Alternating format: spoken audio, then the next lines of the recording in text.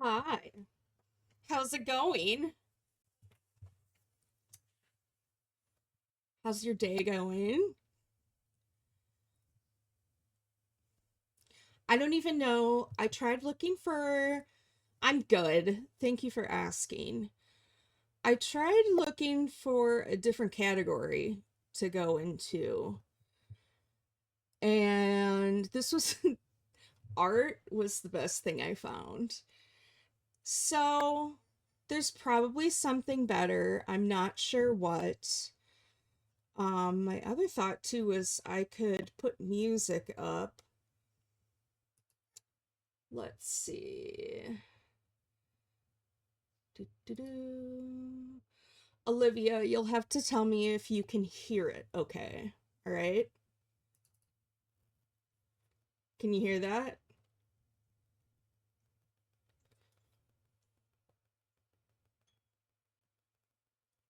Or do you not hear anything?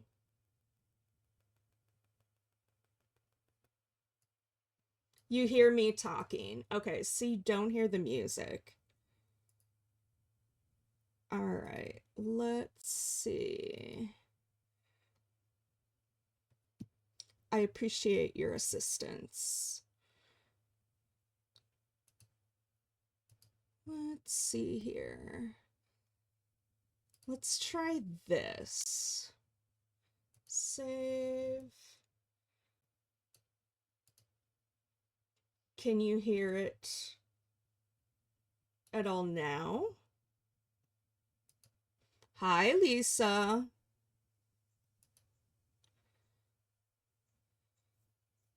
What I'm trying to figure out is how to get it to hear the music I'm playing on my desktop.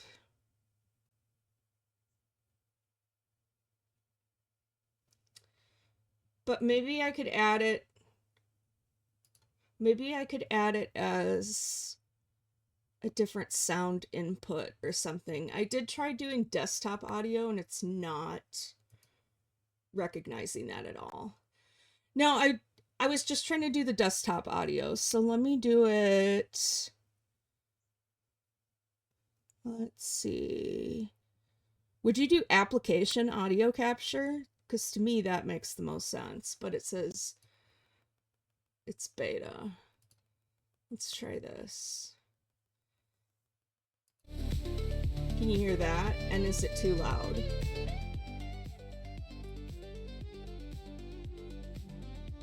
Do you think that's too loud compared to me talking?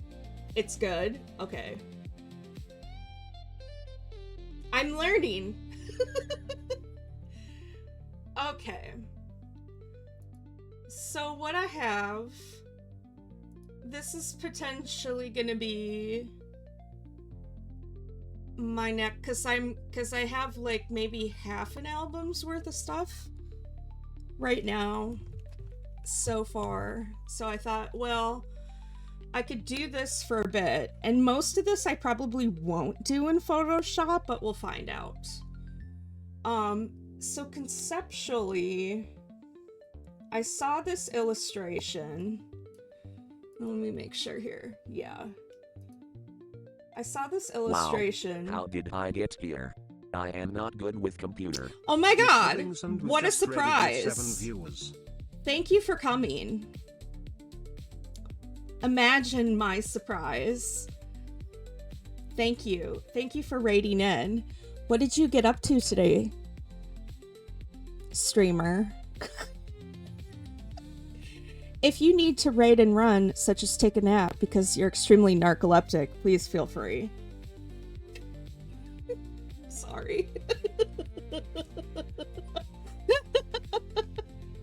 Please.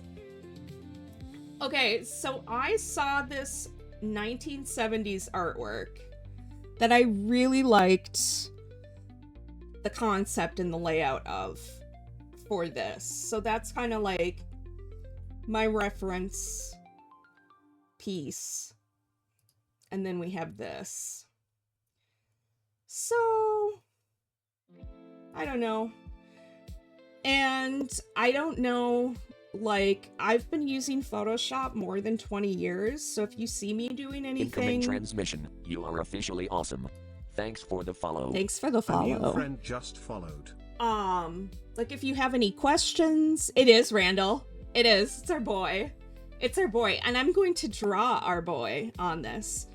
So, what I have here is a bit complex, because I have to push my keyboard out of the way to do this, because I have a very large pen tablet, as you can see. And so you use one of these, for those unfamiliar. Works similarly to a mouse, but it's for the tablet. Nothing is complex good. That's because I'm a dumbass and I explain things for my brain level. We also wear one of these. This cool, fashionable glove. Because, Wacom, which I want to say Wacom pen tablets, but it's Wacom, apparently. These are all touch sensitive to your hand. Even if you disable it, it can still be triggered. Explain it like I'm 5. Yes, same. So we have our cool fashion gloves so that while we do this, it doesn't turn on and do funny things. It probably still will, because that's how it goes. So I'm not entirely sure if I'm gonna do line art on this, or am I gonna just hard, like, illustrate, draw the whole thing. Waco, yeah, it's a Japanese brand apparently. And when I learned that's how you're supposed to pronounce it, my brain short-circuited and I hate it. So when I draw Randall, it's hit or miss if I do line art or if I just use the pen tool, because he's just shapes. Yeah, you do have to tell him. Whack him. Not nice. There's other things that are really annoying with their tablets nowadays too. And I know I got this one, I don't know, less than 5 years ago. But what's really annoying is, now I'm gonna get up on my soapbox. They had a new CEO come in, and for those who don't know, let me do this so I can actually see what my camera sees. There's a tiny little tip on these. Let's see. Oh god, I'm struggling. There's a tiny little tip on the end of these that makes it work. It doesn't want to focus. Whatever, you get what I'm trying to do. So the tips on these wear down over time. They're also replaceable. But the new CEO came in, and this effing asshole was like, hey, you know where we can make more money as a corporation? Let's make the surface texture of all of our tablets make the tips of these wear down faster. So instead of, like, I'm trying to think of a gauge. Like, say if I used to be able to do a drawing that would take me... I've had ones that have taken me like 30 hours to do. And in that entire 30-hour time, I did not wear out the tip on this. But because they changed the surface on them, you'll go through one of these every hour sometimes. And it just really frosts me. Because they also increased how much they cost. Where I'm going with this is, if you know anybody in your life considering buying a Wacom tablet, you can buy a screen protector for them, similar to a phone, and that will make it smooth again. They're not cheap, but it's like, for how much these tips cost now, it's a worthwhile investment. Anyway, there is my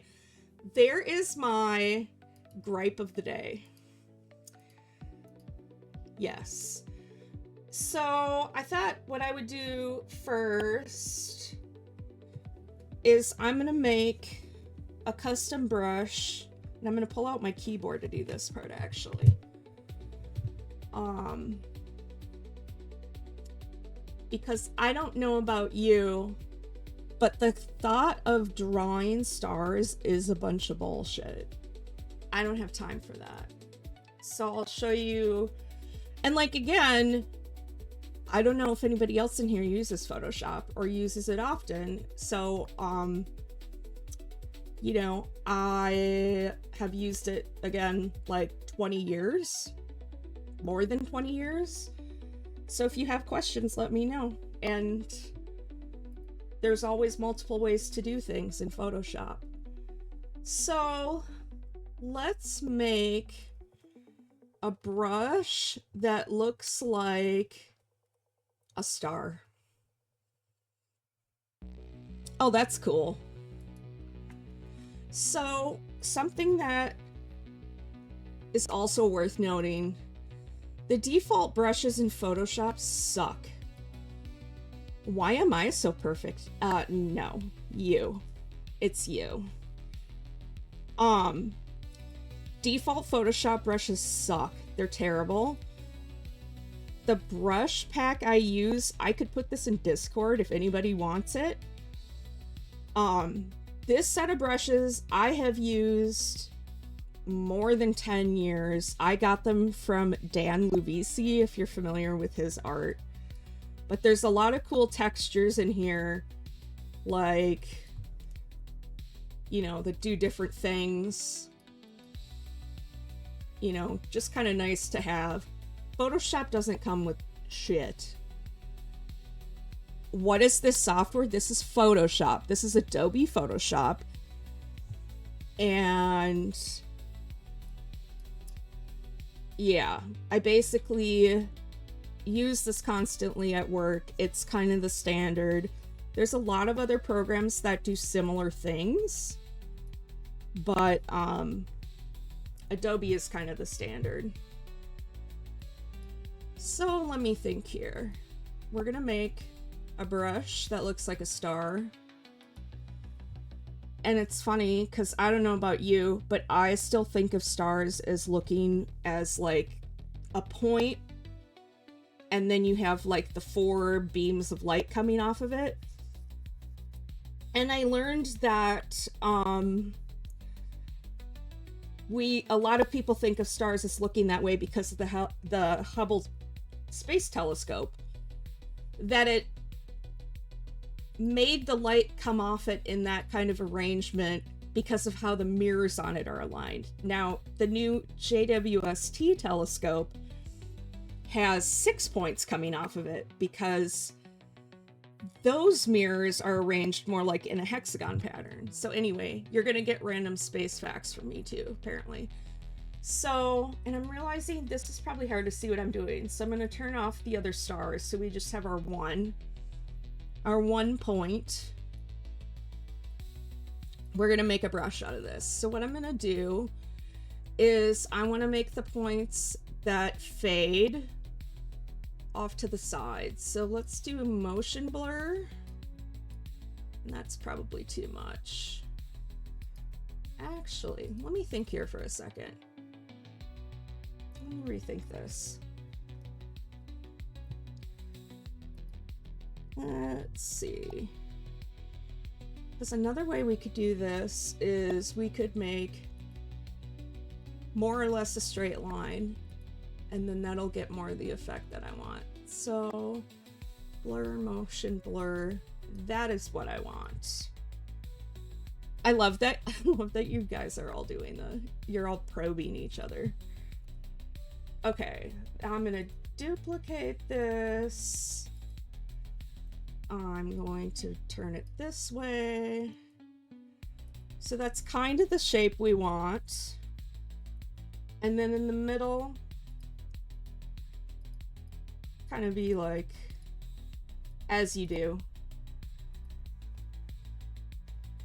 So now let me just see here, compared to the rest of the stars. Yeah, okay, so that's more or less what I want. So I'm gonna cut that out. I'm gonna make it into its own brush. And I'm sorry if I'm going like too fast. Because like I said, like I work for an art publisher, so I live in Photoshop and I'm just you know, like hog wild. So the grid you can see is because it's a transparent background. Now, to make a brush in Photoshop, it won't let you do it if it's white. So we're just going to invert it and turn it black. I'm going to select everything, and then we're going to say, let me remember where this is. I always get stuck trying to remember where this is. Define brush preset. This is a star. Neat. Okay, so now we'll come back here. And over here you can see our... Yeah, you can take pings, transparent pings, and you can turn those into brushes too. So like, you could download textures people have already made of like a sponge pattern or like a watercolor type effect. And if you come to window and then brush settings, you can go hog wild. I sound southern saying it like that. But here it's like you get all these different... Yeah, Brooke, yeah. Okay, welcome to my Photoshop class.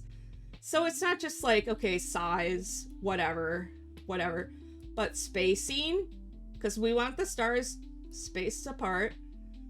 Maybe we want to scatter them, you know? Maybe we want more of them each time we put the brush down. I don't know. That kind of doesn't do much because we don't have many in there. But so like, for example, if I turn these ones back on, now I have to push my keyboard out of the way. So I could, you know, like that.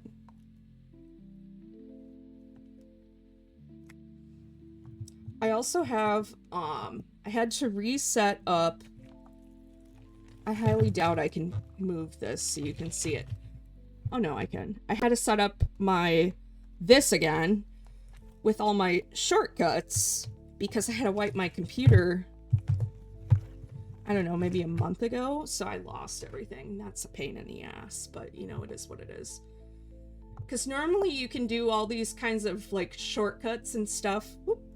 You can do all these shortcuts and stuff on the keyboard, but if you have a big pen tablet in the way, it's like, well, good luck, dude. So,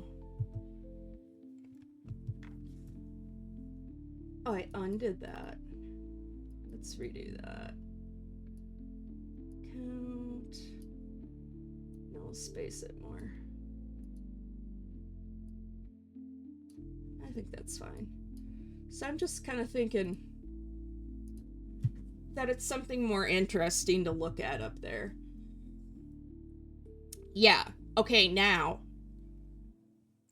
This is my personal thing that I live for. You've touched a star. It was hot. Okay. We're gonna do what's called a layer mask because hypothetically in Photoshop, you don't have to delete or erase anything ever unless you really don't want it. What's nice about a layer mask, you can think of it like, okay, this is for the millennials in chat who might remember like transparency slides, like on a projector in the classroom. It's kind of like that. So a layer mask doesn't delete anything that you've already done. Good.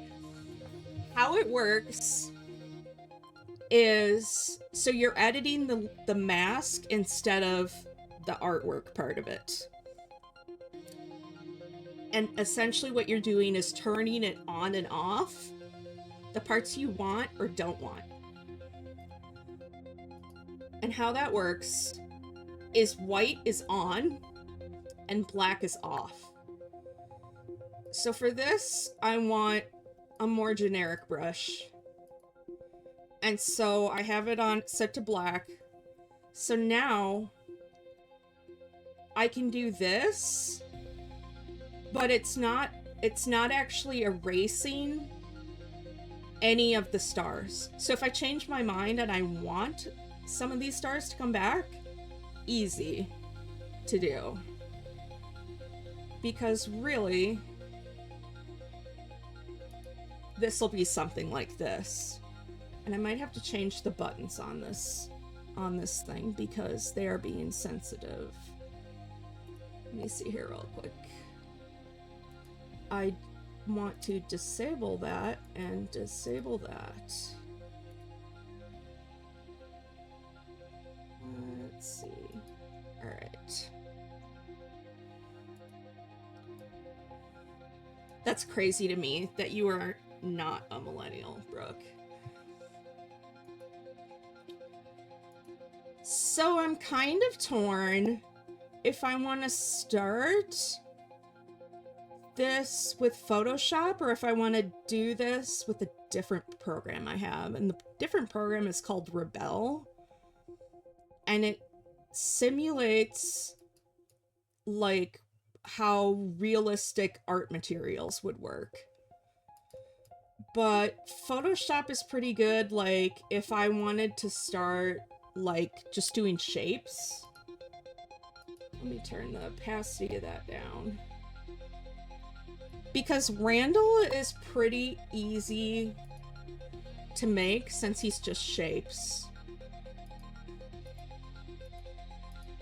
So if I make him with shapes, that's not going to be entirely interesting to watch. But you would see how easy he is to make.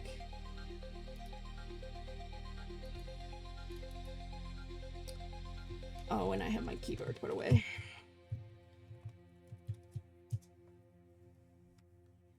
So this is how I made him with the, let me see.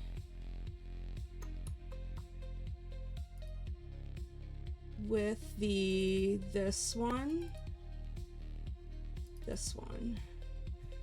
So this will be how I'm doing him with shapes is the same way he's made on this one.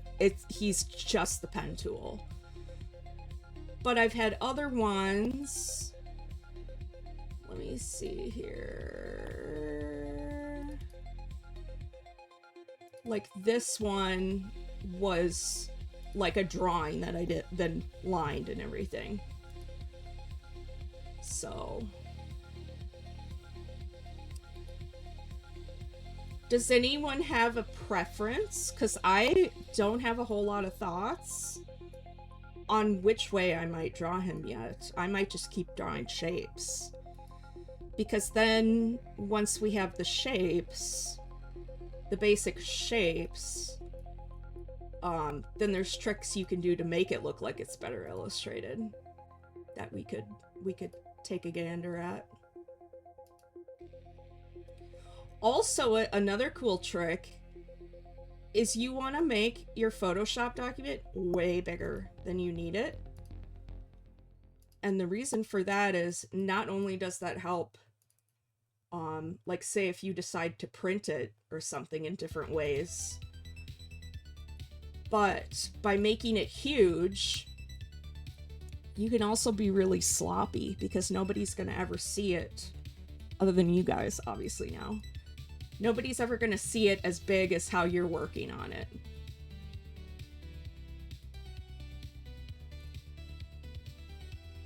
Yep.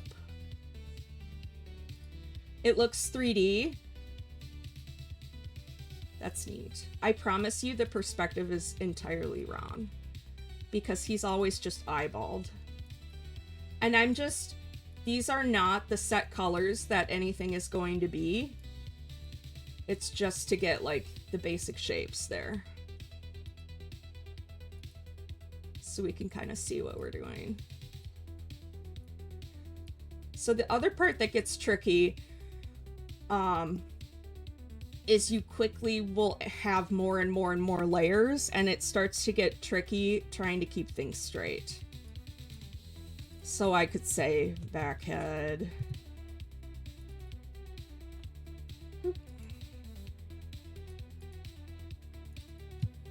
Side. Because he's a lot of shapes, so this is gonna get confusing pretty quickly. So I think let's do the top of his head. Just roughly that. So the pen tool, people either can use it or they passionately hate it with every fiber of their being. And I respect it both ways. It's not easy to learn. And really, I could go into Adobe Illustrator is another... you enjoy the pen tool. Well, a lot of people would think you're diabolical for that, but it's good to learn how to use it, for sure, because it works, and you can make really clean lines with it. So yeah, nothing about this robot is scientific in ratios, how things are spaced. I always just eyeball him. It depends on the type of pen. Have you used Adobe Illustrator ever? Because that one gives you way more options of stuff you can do. And Photoshop you can do a bit.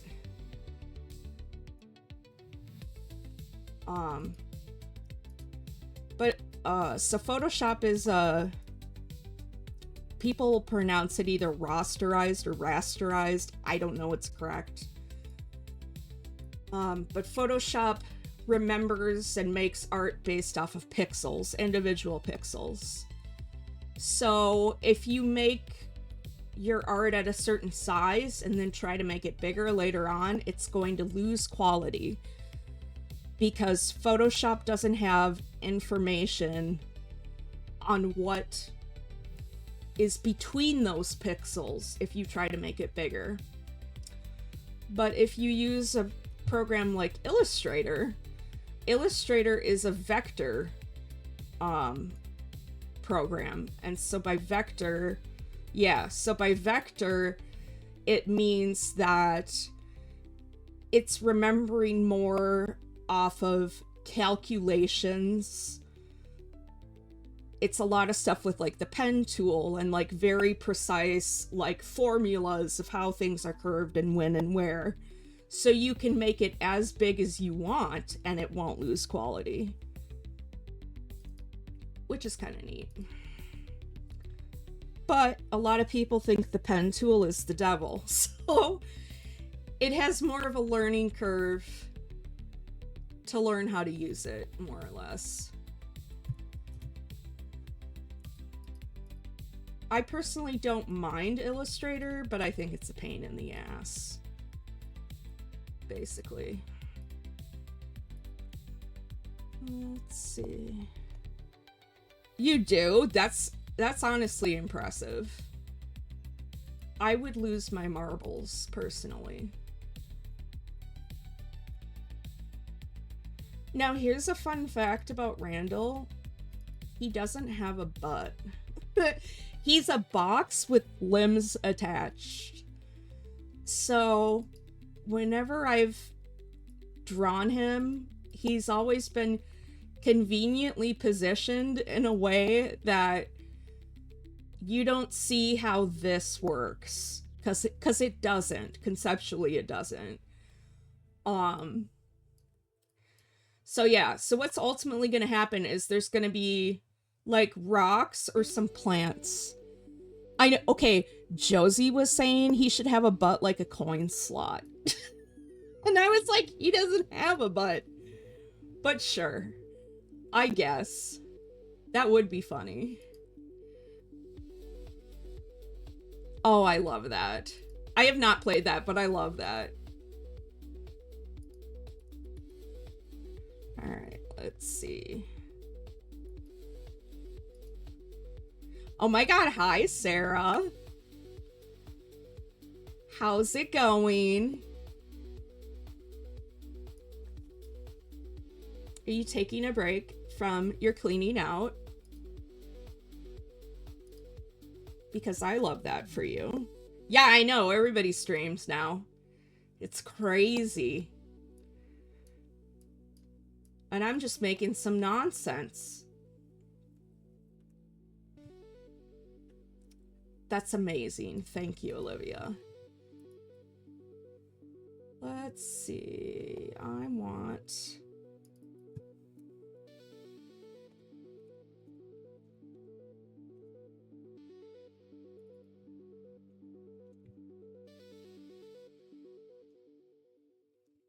I know, the gang's all here.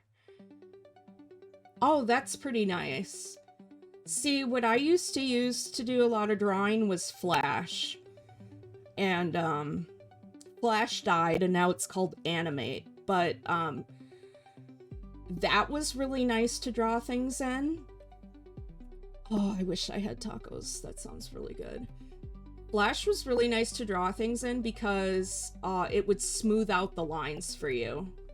Which was just really a treat. Again, this is all eyeballed. Nothing about him is specific whatsoever. Let's see.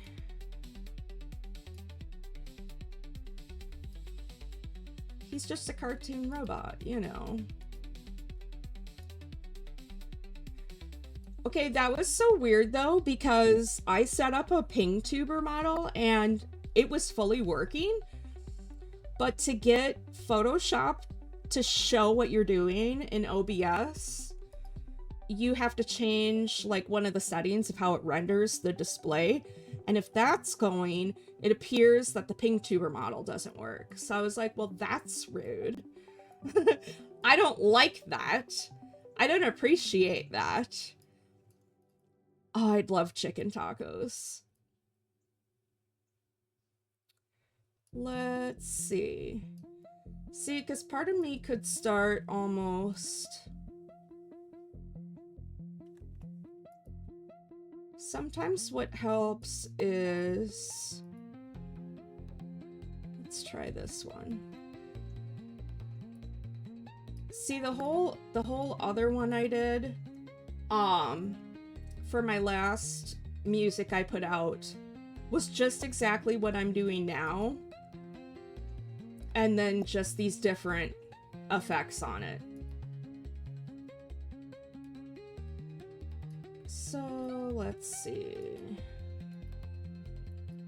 Because sometimes it just kind of helps to get some like different definition on it.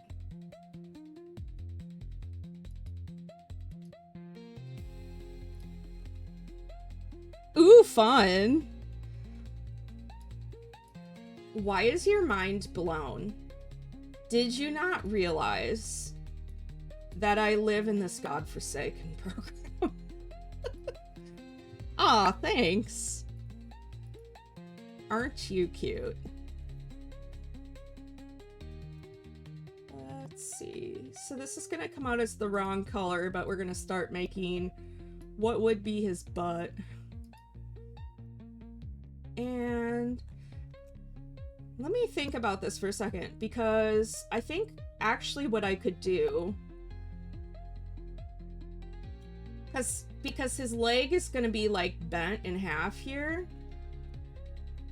and because of that the shape is kind of like complex. If I try to put this kind of effect on it to do the shading on it, it's not going to look right because of how it's shaped. So I think what I could do instead of a layer effect, you can do this other trick where you make a new layer and you hold Alt and you can have it apply to the layer underneath. So then what you can do let me change this color so you can see it, is you could have it apply effects like just to the shape. So that might be an easier way of doing it. Okay, yeah. See, and I don't know how to use like Procreate or whatever. Like I know like I have an Apple Pencil and I was like trying to learn, but I was like, my brain is not wired for this. Like I don't understand. You know what I mean? Another concept is we could take these layers into a different program later, because then I could do, you know, whatever kind of texturing, like with the painting, with Rebelle, you know? The problem sometimes is like I don't know about you guys, I can usually visualize how I want it to look, like in general. But then it's making the decisions of like, okay, I know there's like 20 different ways I could do this. So which way should I do these steps in to get it how I want, kind of a thing. So because of that, I think I'm gonna just follow like his leg here. If I was gonna do it with the shadowing and the bevel and the layer effects, I would want to segment his leg out different than this to get those shadows. And there is like the most butt that Randall will ever have is that. Thanks! I do the biggest hack job, which you will see. Okay. So for his leg, let's see, this has to be red. And a lot of these colors will change because I'm just kind of roughly making what colors he is. Like none of these colors are correct for the lighting of where he is. Oh no, Olivia. Just a kid.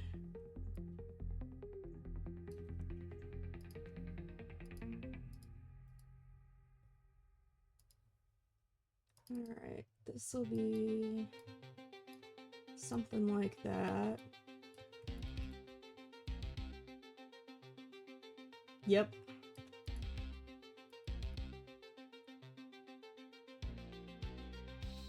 So as you can see, I'm already getting confused by how many layers I have going on. And you get to a point and it's kind of like, do you really care? Who cares? The only one who's gonna see this is me and you guys. Let's see, this needs to be more.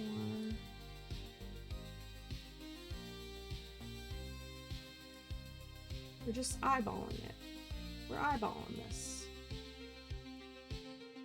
Stop beeping at me. That's good enough. How many layers do you have? I don't know. Probably at least 20. Probably.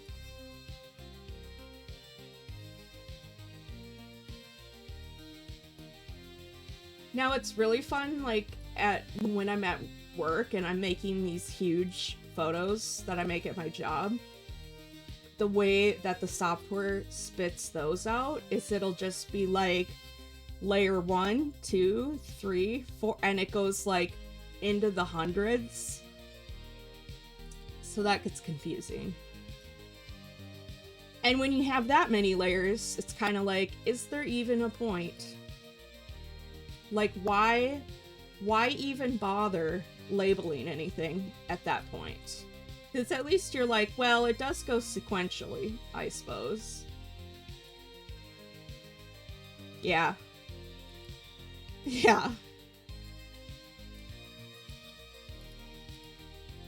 See, those images I've thought would be really cool to do on a stream, but I have like a non-disclosure thing for that. But I'm like, there's probably smaller things I could do that are conceptually the same. But also, I don't know how the computer would even handle, because the computer I make those on, it's not this computer. The one I use at work is like 192 gigs of RAM. It has like Threadripper processors, like just stupid. And even saying that, I don't know if it could handle simultaneously streaming while making an image that big. You know?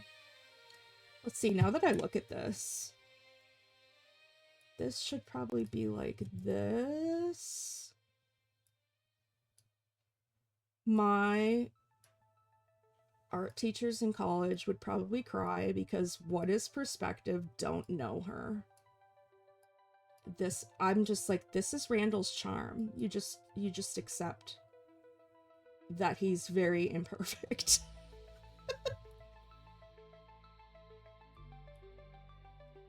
All right, now. But yeah, like keeping the layers straight gets confusing very quickly, especially if you're doing this kind of.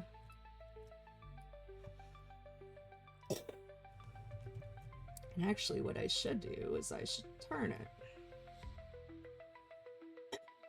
If you didn't know, you can turn your documents in Photoshop. You hold down the R key. Or rotate. And it's nice because it snaps to like set points, so you can turn it back really easily.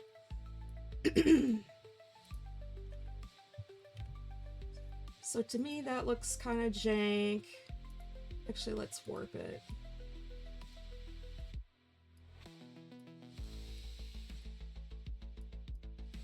Yeah, who knows? Okay, so it's R, and you can see it snaps back. Yeah, good. Send it to her. Send it to Miss Town.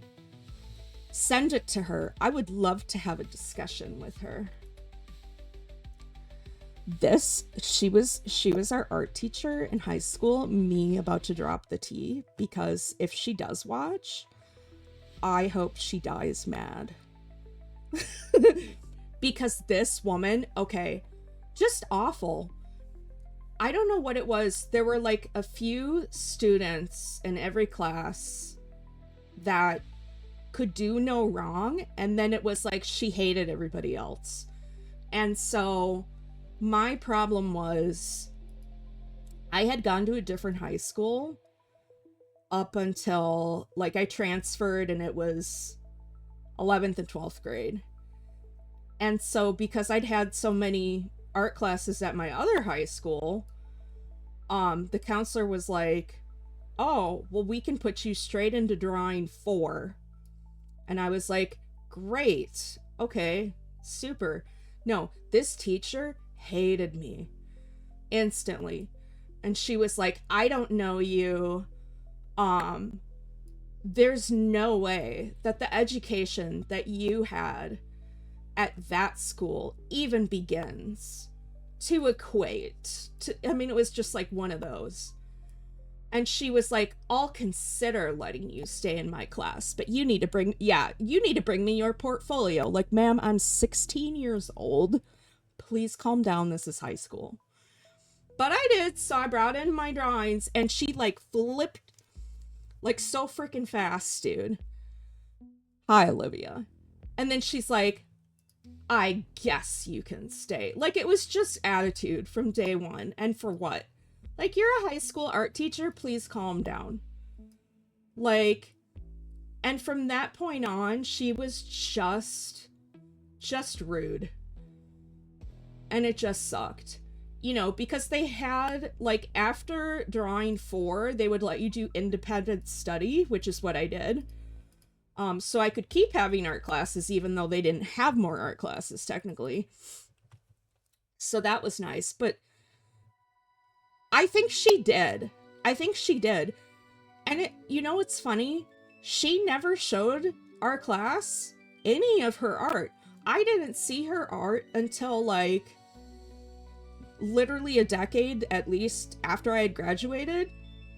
Because she's on Instagram. And that was the first time I saw her art. And I was like, oh, she can actually do art. Like, that would have been good in high school to see examples.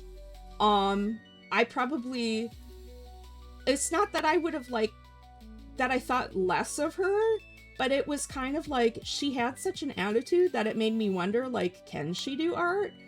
You know, which is a shame, because she certainly could teach how to do art.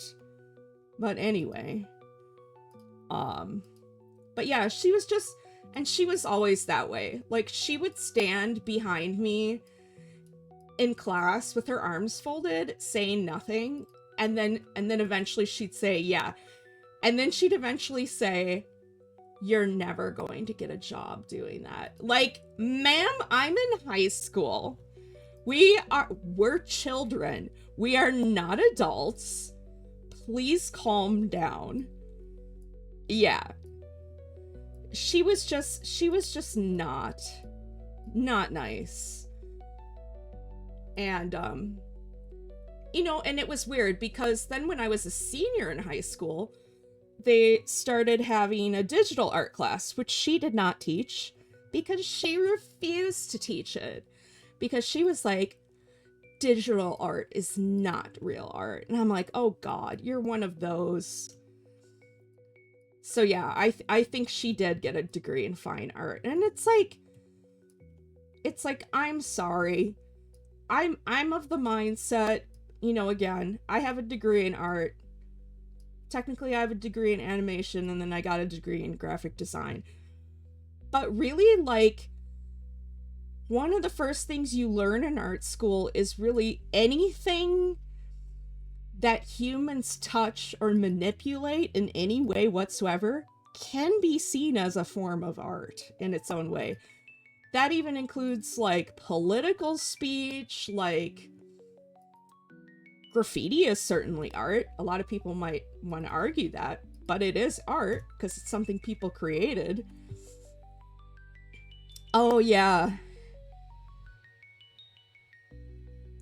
I mean, but it's also like, seems rushed and like you didn't care. Oh, you mean like,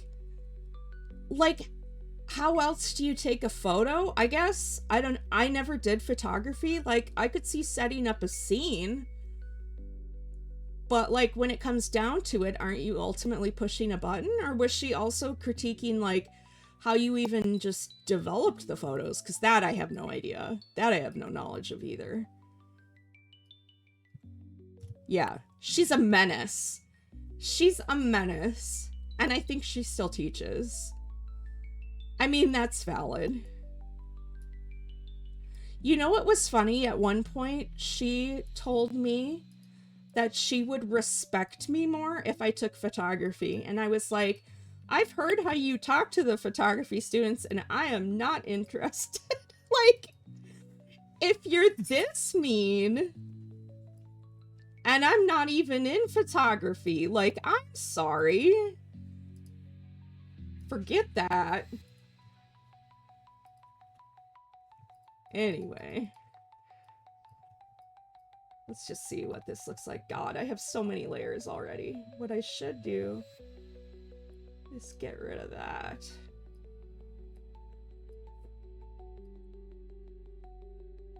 Dude, hopefully by that point she's retired. I don't know how old she is.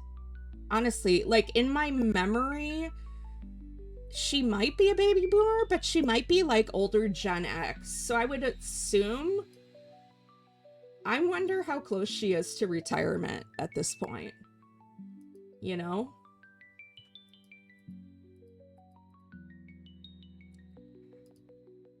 But yeah, so she was just kind of a bummer. Let me think about... Okay, the last one of these I made of Randall was the first time I gave him a neck ever. I had also always conveniently positioned him in a way that you couldn't see what his neck was about. Because I had never figured out what to do there.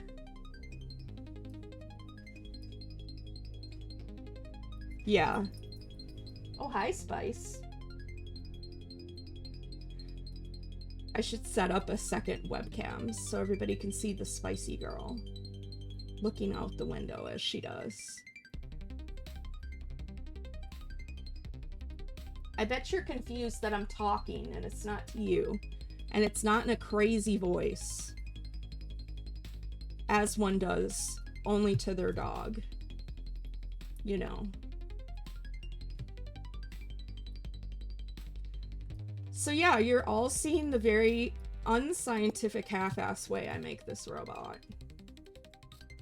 We're gonna group that, and that is his neck.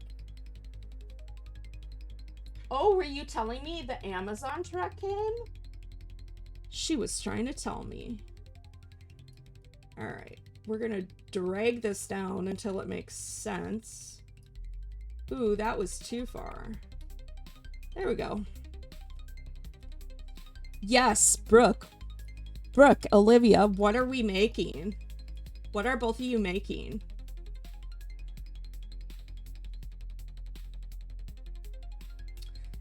I don't know if I like this yet, but it'll get there.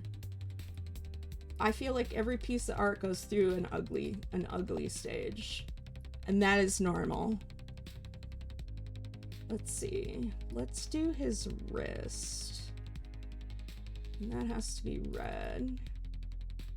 Oops.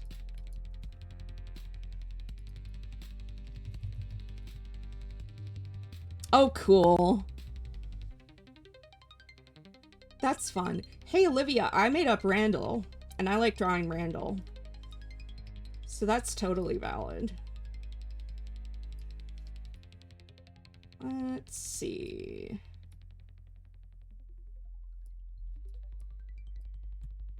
Something like that. That's so cool, Brooke.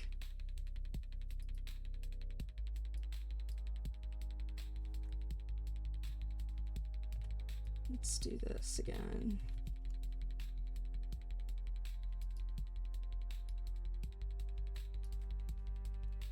Oh, that's so cute. They look elegant. I love it. Let's do that.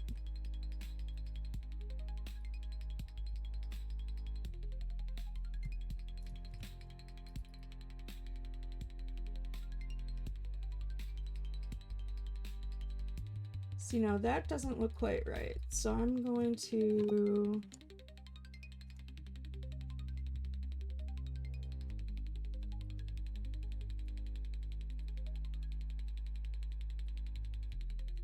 something like that. Yes.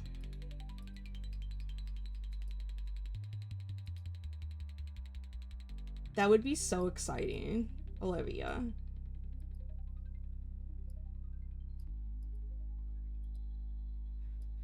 Now this has to move way down here. And now we're gonna come way up here and we're gonna kind of roughly make his other hand.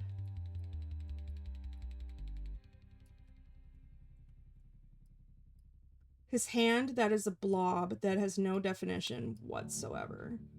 It's fine. We'll figure it out later.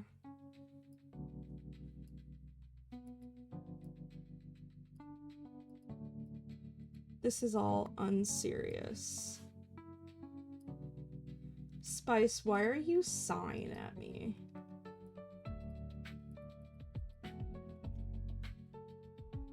Okay, that's enough of his shape that I could put this in something else. His, like, sad non-butt. Yeah, honestly, I think the only thing harder to draw than hands are feet. Which is why everybody I draw just has giant blocky shoes. Anyway.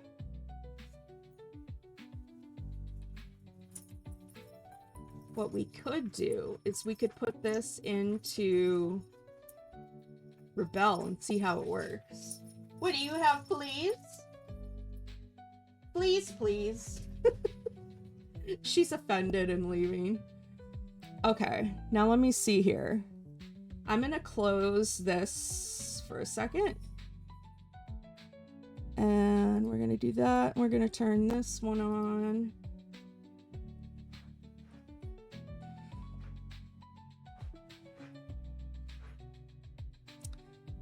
Open. Now it'll be interesting to see. You'll have to let me know if like the quality of the stream or the video changes at all, because this program uses up quite a lot more resources usually than Photoshop does.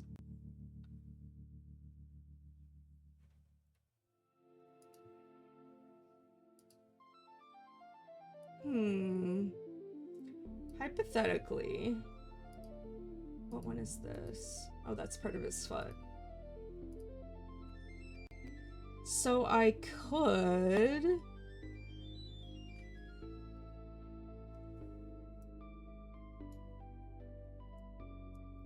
And this is confusing too, because all the, like, shortcuts are completely different in this one. Okay, I'm gonna look.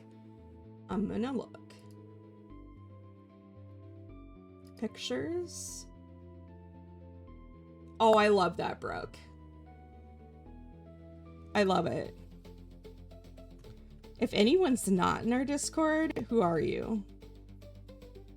But everyone should go look at Brooke's nails. And Olivia, I know you can't see it, so go ask your mom to show you. Okay, so I'm convinced that I don't have any of my settings right in this because I haven't used this program since I had to wipe my computer a few weeks ago. So I'm sure none of this is going to be correct.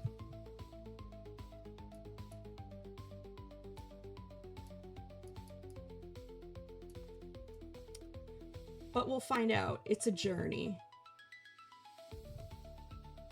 That's roughly working, I suppose. So what's nice with this program, okay, so Rebelle is, I don't know if I'd say like it's cheap, but compared to Adobe, it's very cheap. And like I said, it's nice because you can set the paints. I'll just show you an example. You can set things to blend like real art materials would, like by smudging them at different. Okay, yeah. So this'll make it melt probably. Let me see. But you can do watercolors. I probably have to change what color it is. And I don't know if you can see that, but how it's spreading like real watercolor would. Isn't that nuts? Okay, and here in the upper right corner is tilt. So you can even tell it like which angle is the picture tilted at. Isn't that crazy? Like, hello? What is this program? Now, I personally hate watercolor. Like, I won't do actual... Oh my gosh, you're so welcome. I don't like doing real watercolors personally, and I usually don't like the texture and stuff of watercolors, so I don't usually use them in this program, but I thought it was just worth showing you guys, because it's just really cool, like what you can do with this program. So now I'm gonna undo it because I don't want watercolor there. But yeah, just the things you can do with this program are very cool, and like Photoshop could never. Photoshop can only dream of being so cool. But there's even settings you can have it do, which I have not, but a friend of mine does a lot of illustration, and they have it set to like you can have it record a time lapse like automatically, which is really cool. And then another feature you can have it do is that you can allow it to like endless zoom. So here you can see the pixels because I've imported this from Photoshop, but by default it will let you like keep zooming and keep zooming and keep zooming, and it will like fill it in and work, which is like amazing. And that's been a feature in this program like for years, certainly before we had like all this AI stuff that we do now. So it's like, that's just cool technology.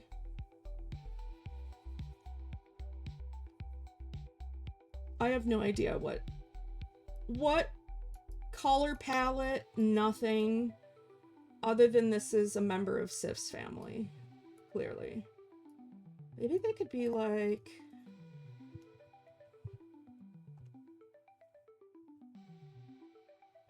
I always just kind of wing it and eyeball it personally. College professors hate them. What is color theory? They don't even know. They do what feels right in their heart. You should do them.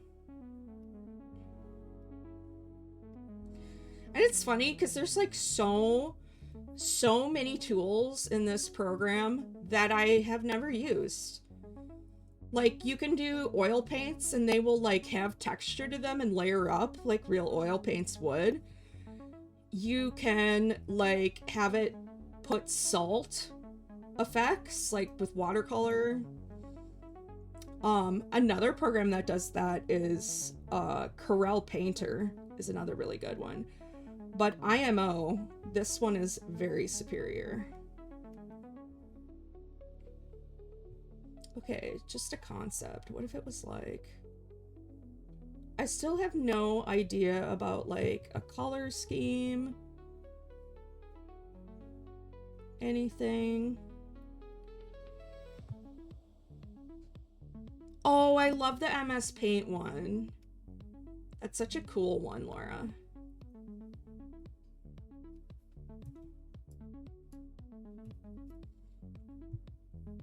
Yeah.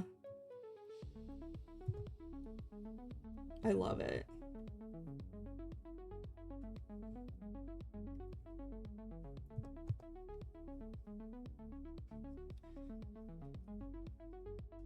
But yeah, I just highly recommend this program.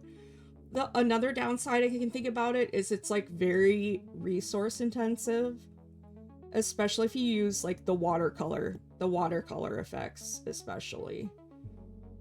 So you need a pretty solid computer to be able to utilize a lot of what it does. I don't know if I'm feeling this color. Whatever. Yeah. I'm trying to remember, like, because the first pieces that I made on the computer, I think it was called Paint Shop Pro or something like that. Doesn't Windows Paint have like layers now, or am I imagining that? I feel like the last time I used it, I was kind of like freaked out at what it could do. And I was like, man, if this could have done any of this when I was a kid playing with it, man, that would have been neat. Yes. Yes. I think that was Mac Paint, I think is what that was called. It was really cool. I keep seeing ads on Facebook for like a Photoshop plugin that does like dithering, I think is what you call that with the DOS. And I was like, man, that would have been so sweet.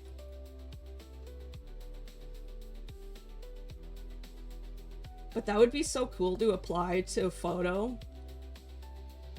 and just have it instantly look like crazy old Mac pixel art.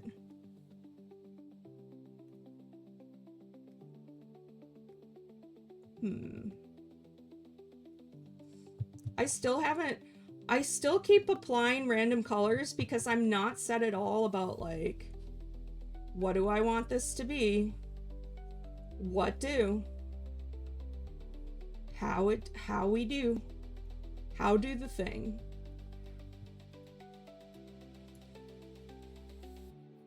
Yeah, it's just what creative process? I feel like you probably do it the same though. Like, do you just keep slapping on random colors and then like you paint over it and paint over it and paint over it and then you paint over it and then you yeah. Yeah. Yep.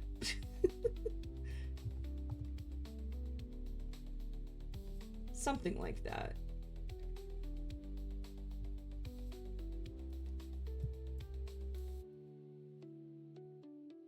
I thought it was cool, Olivia. I don't know what you're talking about. I thought that was very cool. I did not think it was cursed.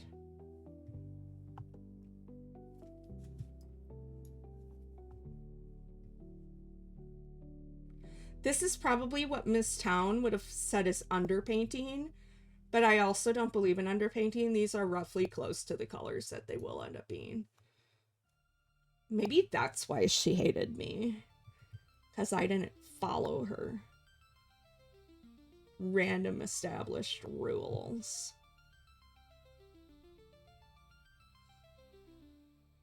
Logically, I know why you underpaint, because it gives it more, like, complex and layered tones and different depth. I don't know, it's her name. She married a guy, I assume, and that was his last name, and you know, something like that.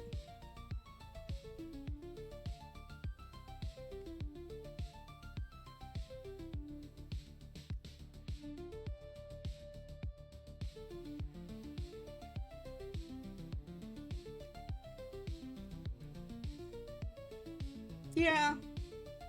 I kind of like that it's red. Maybe it'll be like some weird glowing thing on the underside of it. We're gonna have to make some kind of plants so that you can't see his lack of an ass. I'm gonna make this fainter. Yep. Do you really? Is it too loud or too quiet, or is it fine?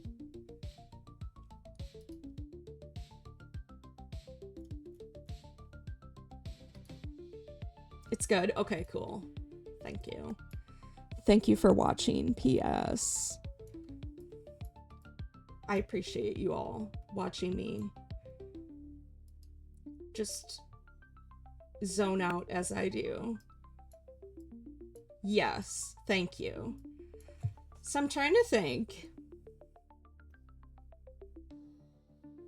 what kind of colors I want this the rest of this scene to have, because like the reference, let me move it up. It'll let me. See, I feel like that is too bright, too cheerful. Like, it's not quite the vibe I'm going for, but I do like the idea of like having a lot of green and plants.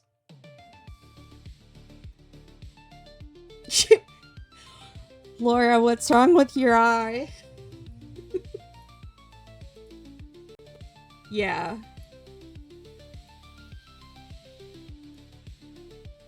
Let me just vibe this out.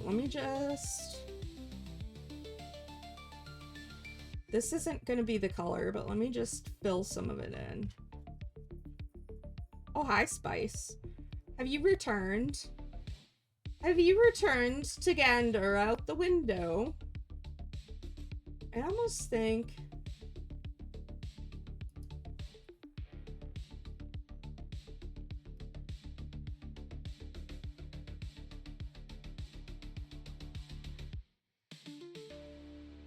Wow.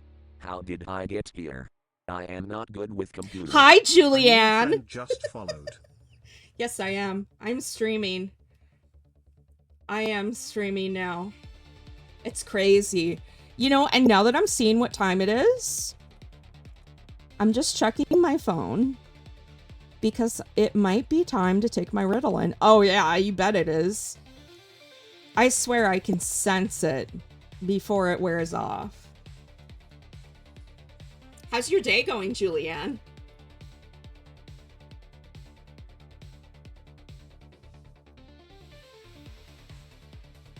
Yeah, we're just vibing and everybody's watching me doodle my robot son whose ass I have never drawn because he doesn't have one. So I said, you know, there's the most of his butt that anybody will ever see because he's just a box with limbs attached. So we're going to be adding rocks and plants because that's what it is, Olivia. It's his ass or lack of one. That's what it is. So at some point we're gonna figure out adding in plants or something. It's the same with, like, he didn't even have a neck until the last time I drew him before this. When I had him looking up and then I realized, oh wait, I'm gonna have to figure out how his neck works now because I've never drawn that. So that was kind of awkward.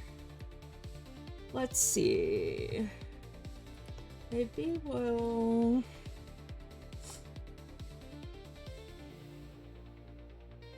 I'm still not set on any colors. But these swampy kind of colors make sense, I think, to start. I love how Olivia's like, why are you doing a cuss?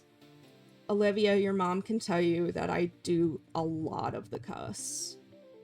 I've just avoided it up until now in your presence because, you know, welcome. No, I'm trying to think of what it's called, but there's something in art called, I want to say it's like atmospheric distortion or something, where the farther away it is from you, the viewer, and you can see this in real life, but if you're able to see quite a distance away at like a landscape, the farther away, like, trees and grass and things get from you, they desaturate in color because there's atmosphere between you and those objects that kind of causes them to fade away into the distance, more or less. So if you ever do a landscape and you're like, that doesn't look right, like, why does it... I would highly recommend to try that technique because, now granted, this is like nothing. This is not an example of that yet, but I just thought of it as I was changing the color, that it's worth mentioning. So yeah. Welcome to these and many more random ADHD things I remember from my time in art school. Oh, that's cool. Yeah. Yeah, I'm sure it's something a lot of people have noticed, even if not, like, fully consciously. But when I learned about that in college, I was like, that makes sense. That's very cool. One of my favorite classes was color theory. Not that I'm, like, good at color theory, because I would never say that. But I really enjoyed it. Just learning little tips like that. Yes, Laura, Julianne is here. So we'll do something like that as a good start. And it looks like I thought there should be some more mushrooms here. I haven't thought yet, like, if I'm gonna put line art around any of this, or if it's just gonna be, like, painted looking like this. Oh, jeez Louise. I want that color, not this color. Aw, thanks. I draw things very slow. I will do more art streams because I make art really slow. So, like, I know I mentioned this, like, way earlier, but I have had things that I have illustrated digitally that literally took me like 30 hours. And something like this would not take me that long. I mean, this is like... trying to think. I wonder if I have anything on my website that would... and I know you can't see what I'm doing. Let me see. If I have anything... okay, hang on a second. I think I do this, and I turn that off. Yeah. So, like, this one was probably 20 hours. 25, maybe.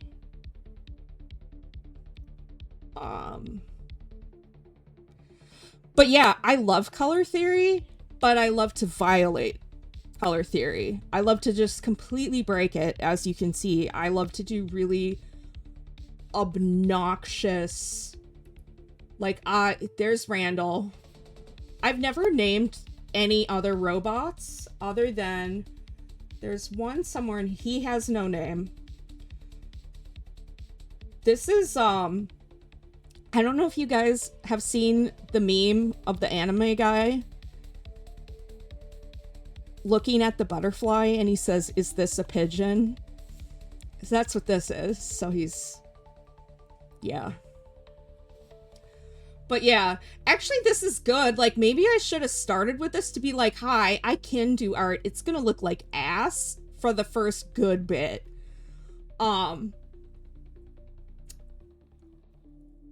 But yeah, it is again, I know I said this before, but like the best tip I can give is always make the document way huger than you intend for it to be, because you can do crazy details and be really sloppy. Oh, thanks. I appreciate that. But yeah, you make the document huge.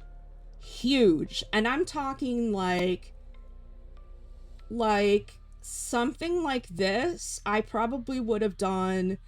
this is probably 30 inches wide and 300 dots per inch, which is huge. Because you can be as sloppy as you want, because nobody's ever going to see it that zoomed in. Like, it gives you so much freedom to make things huge and then just zoom out. Yeah, honestly, a lot of it is just patience. You know, but one like this, the face would have been drawn, you know, painted more or less, like how I'm doing now in this software.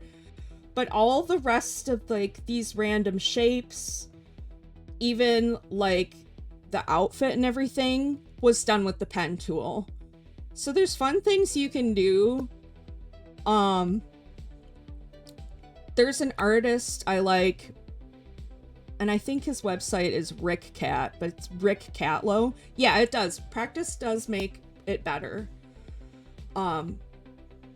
But this artist, Rick Cat, he likes adding in these kinds of, I don't know, more abstract shapes and stuff. And I always thought that was really neat. So I started adding a lot of that. This of Randall is so old, he still has this second bar on him. I haven't made him with that bar in, I don't know, 10 years? At least. But this is all pen tool. You know, this is 2006. So I was still in college when I did that one. That's for my boss's Halloween party. Oh yeah, I know what I was getting. I was getting to this one. This is the only time any other robots have had names. So yeah, there you go. What is it? Spicy girl. Okay. So anyway. No, you. You're perfect. No, you. So yeah, I don't know. I don't even know where I was going with that. It was a trip down memory lane. Oh yeah, just me showing like I can spend a really long time. One of our neighbors has like a fire going outside and my throat is like, please. Oh, hi, Jake. I am actually, now that you say that. I did not switch it back. Let's see that one. Thank you, Olivia. Hi, brother Jacob.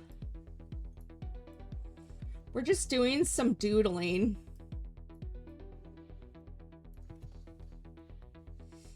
Oh my gosh. Yes. We should have brought our chainmail coifs to the party. That was a missed opportunity.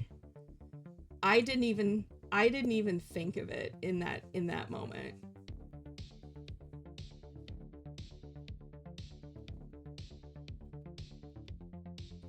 See, also this is where like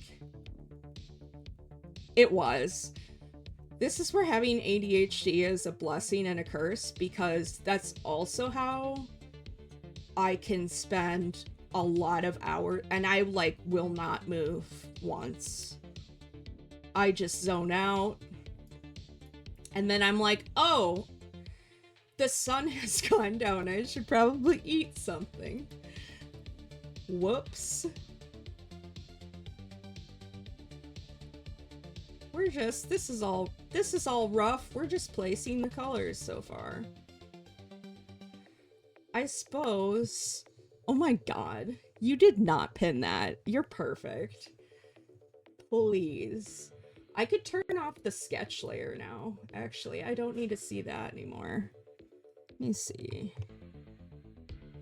Yes, I do want to save it, and I know it already exists.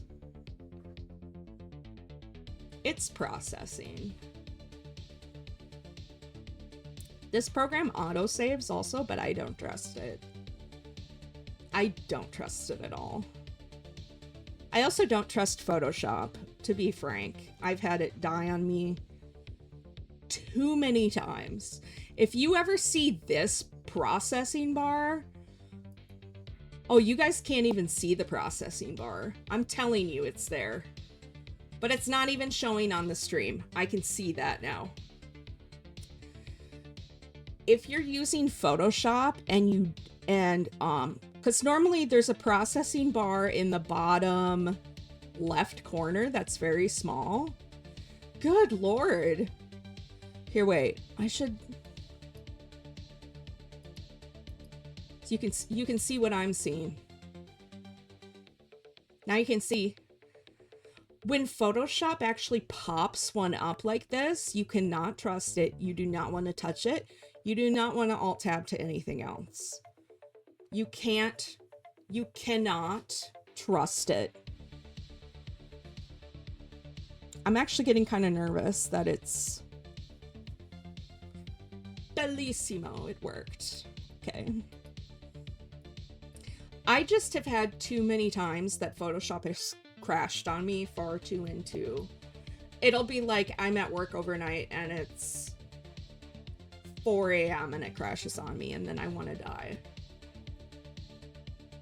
Okay, how do you attach sounds though? Does that bot thing you use do that, Laura? Because I've never...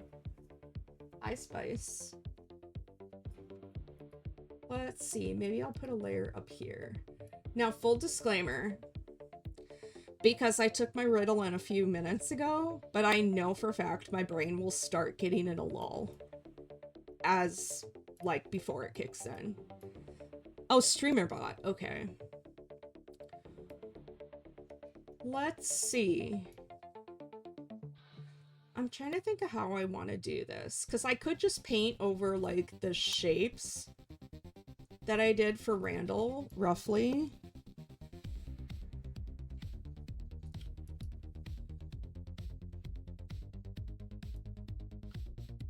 Because I am thinking I do want to do that so the style matches.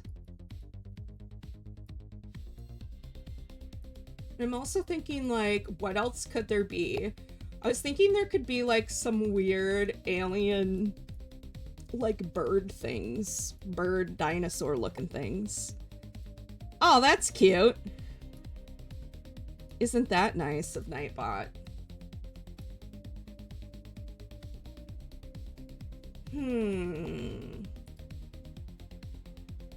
There's just too many options. There's too many decisions.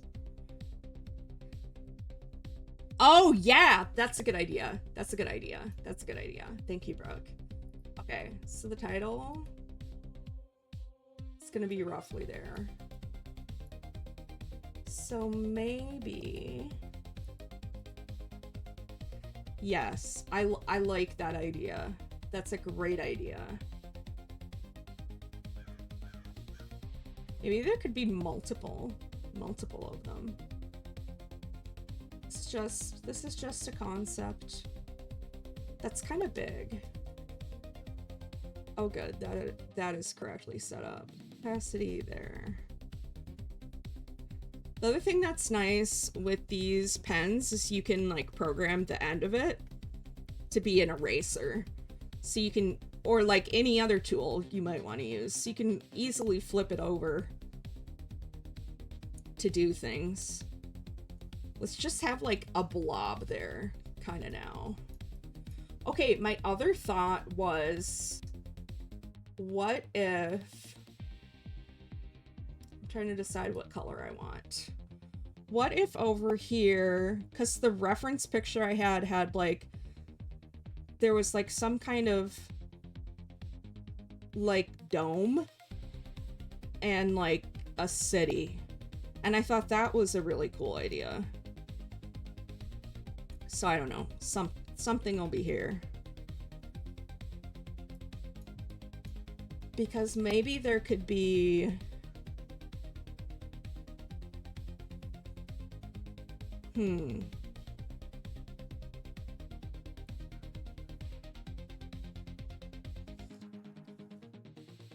2D shapes in Paint 3D suck. Oh, so you can't draw like the specific shape you want, like with this, is what you mean. What if there's also like,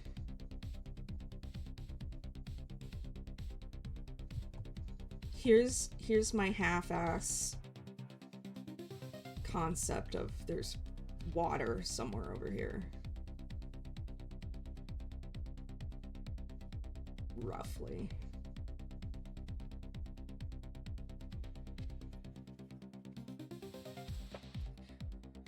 Yeah. Yeah, I remember drawing a lot with Paint Shop Pro, and that didn't even have layers. And it was like you had a pencil tool, which was like pixel by pixel. And then there was some kind of paintbrush tool, but it was bad. It was no bueno.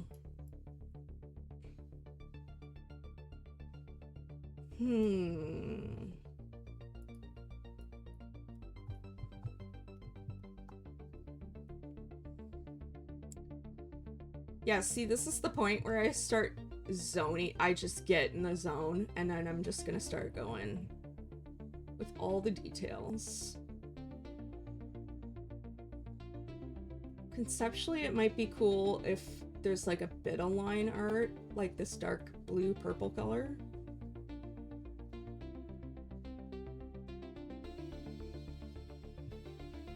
I kind of like that.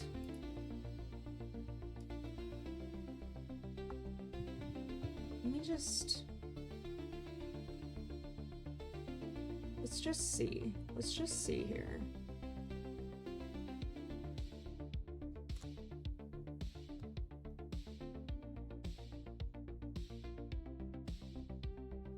Because I think that could probably work.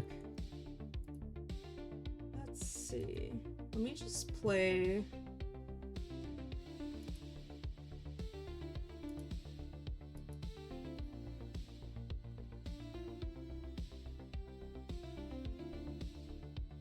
Let's just experiment for a minute here.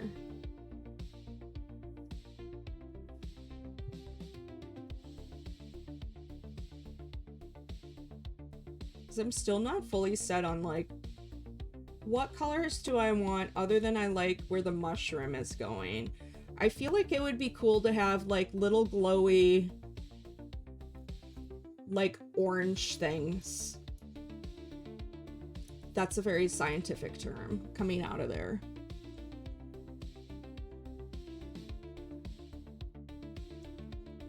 But yeah, I highly, highly recommend this program.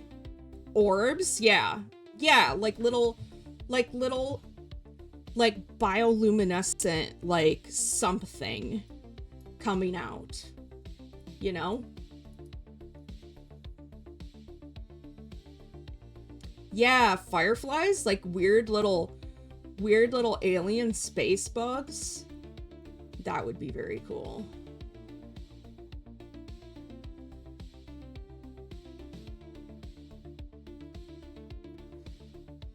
See, it's funny because like you're the only ones who are gonna see it this big, so you can see how sloppy you can actually do this, and nobody's gonna know. Nobody's gonna know. By the time you're done, you zoom like way out and it's like that. That's what's nice. You know, now that I say that, I think that was a reason why I didn't get more into Procreate than I did, because I think like conceptually in my mind, I wasn't able to make the documents as big as I would do it in like Photoshop. So I was like, ew, well that's not correct at all. That's not. If that makes sense. It probably doesn't make sense, but in my mind it made sense.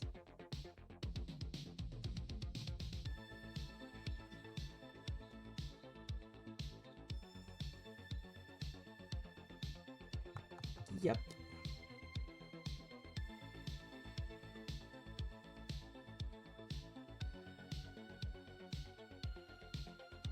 Does anyone have any cool plans for our US friends where it's Memorial Day weekend? A lot of people in the US have tomorrow off for Memorial Day. Ah, thanks, Olivia. I like the colors in Palia. So I take that as a compliment.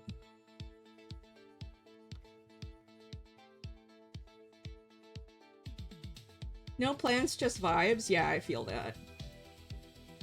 I'll probably end up doing this more tomorrow, honestly.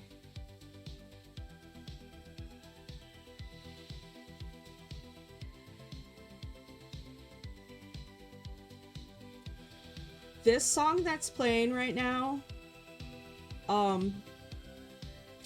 is called Poke 53280, 6, which is how the basic command you give to a Commodore 64 to turn the screen dark blue. There's your random fact for the day of why that song is named that, if you listen to my music. Very specific. And I think it's funny now when you Google how to put that command into a Commodore 64, now that song comes up, and I think that's really funny. Anyway. That's already starting to look a bit neater.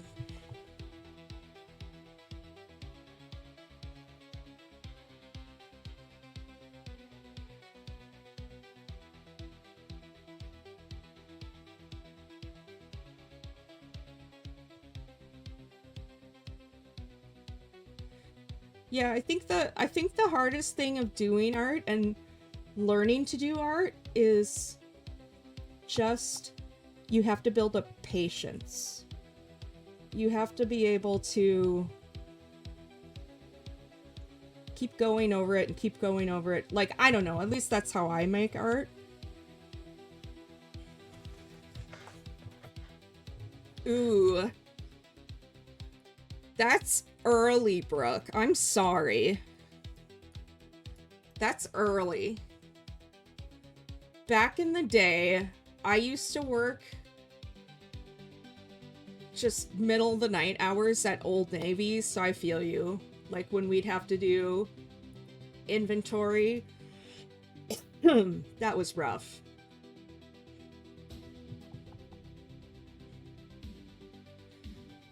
But it's also weird because, like, yeah, like middle of the night is the one time of day that my brain actually does function and I don't have to take any medication to be awake. So it's kind of like,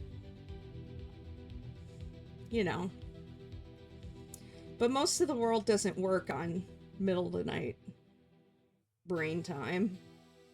So, you know. Plus, for me personally, my mental health is better if I'm awake during the day.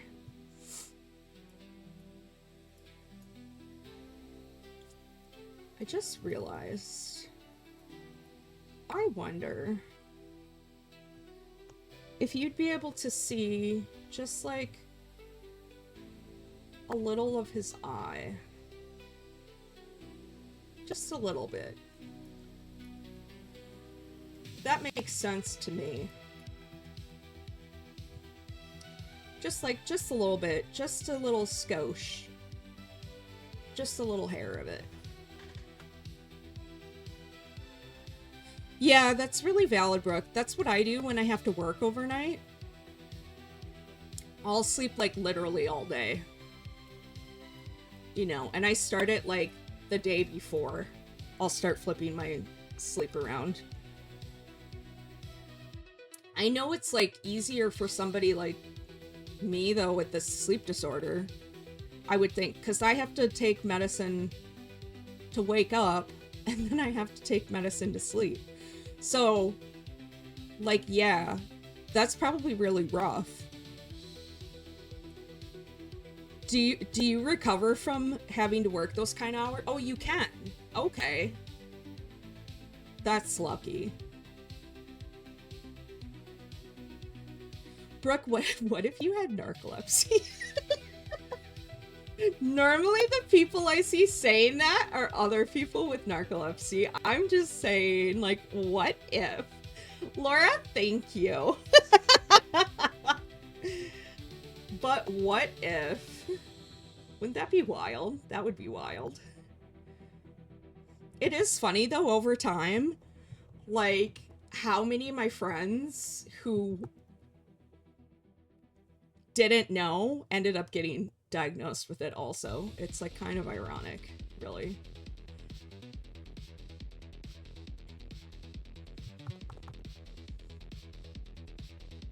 Yep. That's what it is. If you can fall asleep...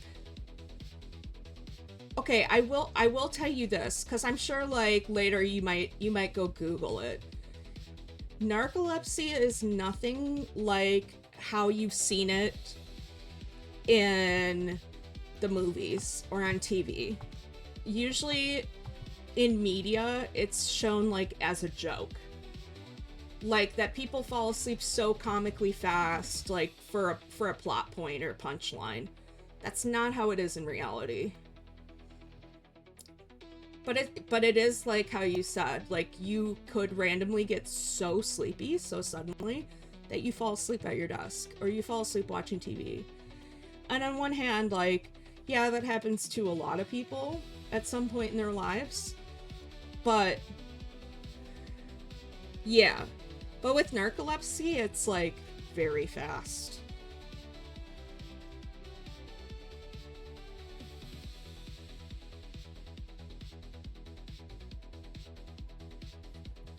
Yeah.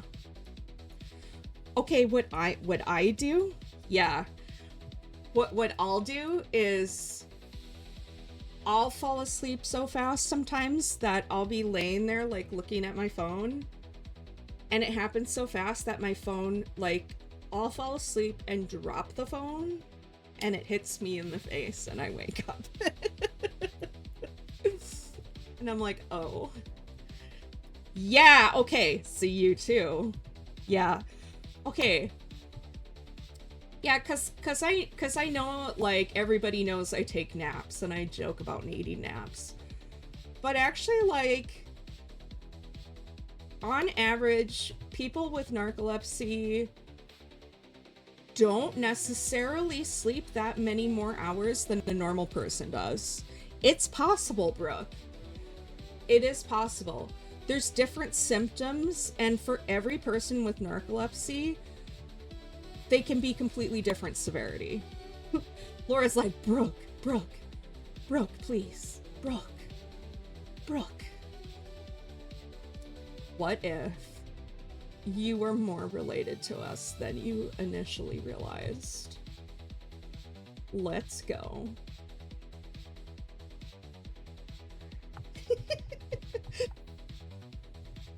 Okay, Brooke, let me ask you this. Do you ever get sleep paralysis? Like, do you ever wake up and you know you're awake, but you're not able to move for some reason? Like, and maybe you're trying, like, as hard as you can to move, but you just can't? Like, you're paralyzed? Not that much now that you're older. Okay, well, that answer alone is kind of a tell. Because, like, most people will remember that happening maybe once or twice in their entire lives.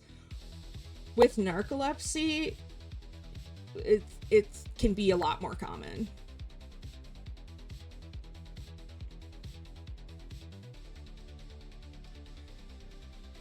Yeah, it's awesome. And also hell. I love napping too. Okay, the part of it that sucks, though, is it feels like as soon as you fall asleep, they're like, okay, wake back up.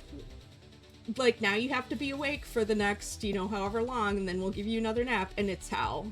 It's like, please, dear God, let me sleep. Yeah, because they only let you...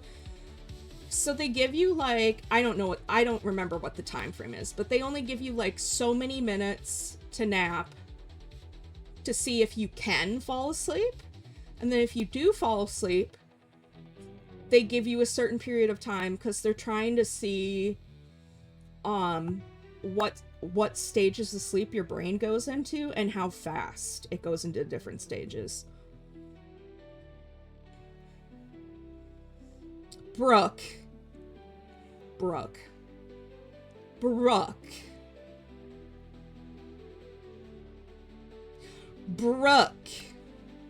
You need to. Yeah. You really should. You should have a sleep study. Okay, the thing that also sucks about sleep studies these days is a lot of insurance might make you do it twice. And I say that because I've heard this from a lot of people. Because to be diagnosed with narcolepsy, you have to do the nap test, but usually how insurance companies are is they will make you do this newer, like, take-home half-ass test now, instead of, like, the formal one where they have all, like, the stuff on your head. And I guess, like, the initial, like, at-home test is only able to find, like, sleep apnea or something, which, like, don't get me wrong, that's really common too. And sleep apnea, like bad sleep apnea, can cause a lot of the same symptoms, like of just like the chronic sleep deprivation. Yeah, they like all over your head, they glue like little like electrode things. It is so cool. I felt like I was in a movie. Yeah, it is. It's pretty sick. Okay, the other part that sucks is there's a microphone. Like, don't they tape, isn't there one like on your face? Because they're trying to see if you're snoring. I know there's a general mic in the room too. Because, okay, that's the part of it that sucks, is there is a technician who watches you sleep all night. They're not in the room with you. But you're on a camera. Okay, so sleep apnea could be a possibility. Like, I'll be real. When I had my first sleep study, they found sleep apnea. They didn't find narcolepsy at all when I first had it done. They were like, wow, you have really bad sleep apnea. So, I got a CPAP machine for that.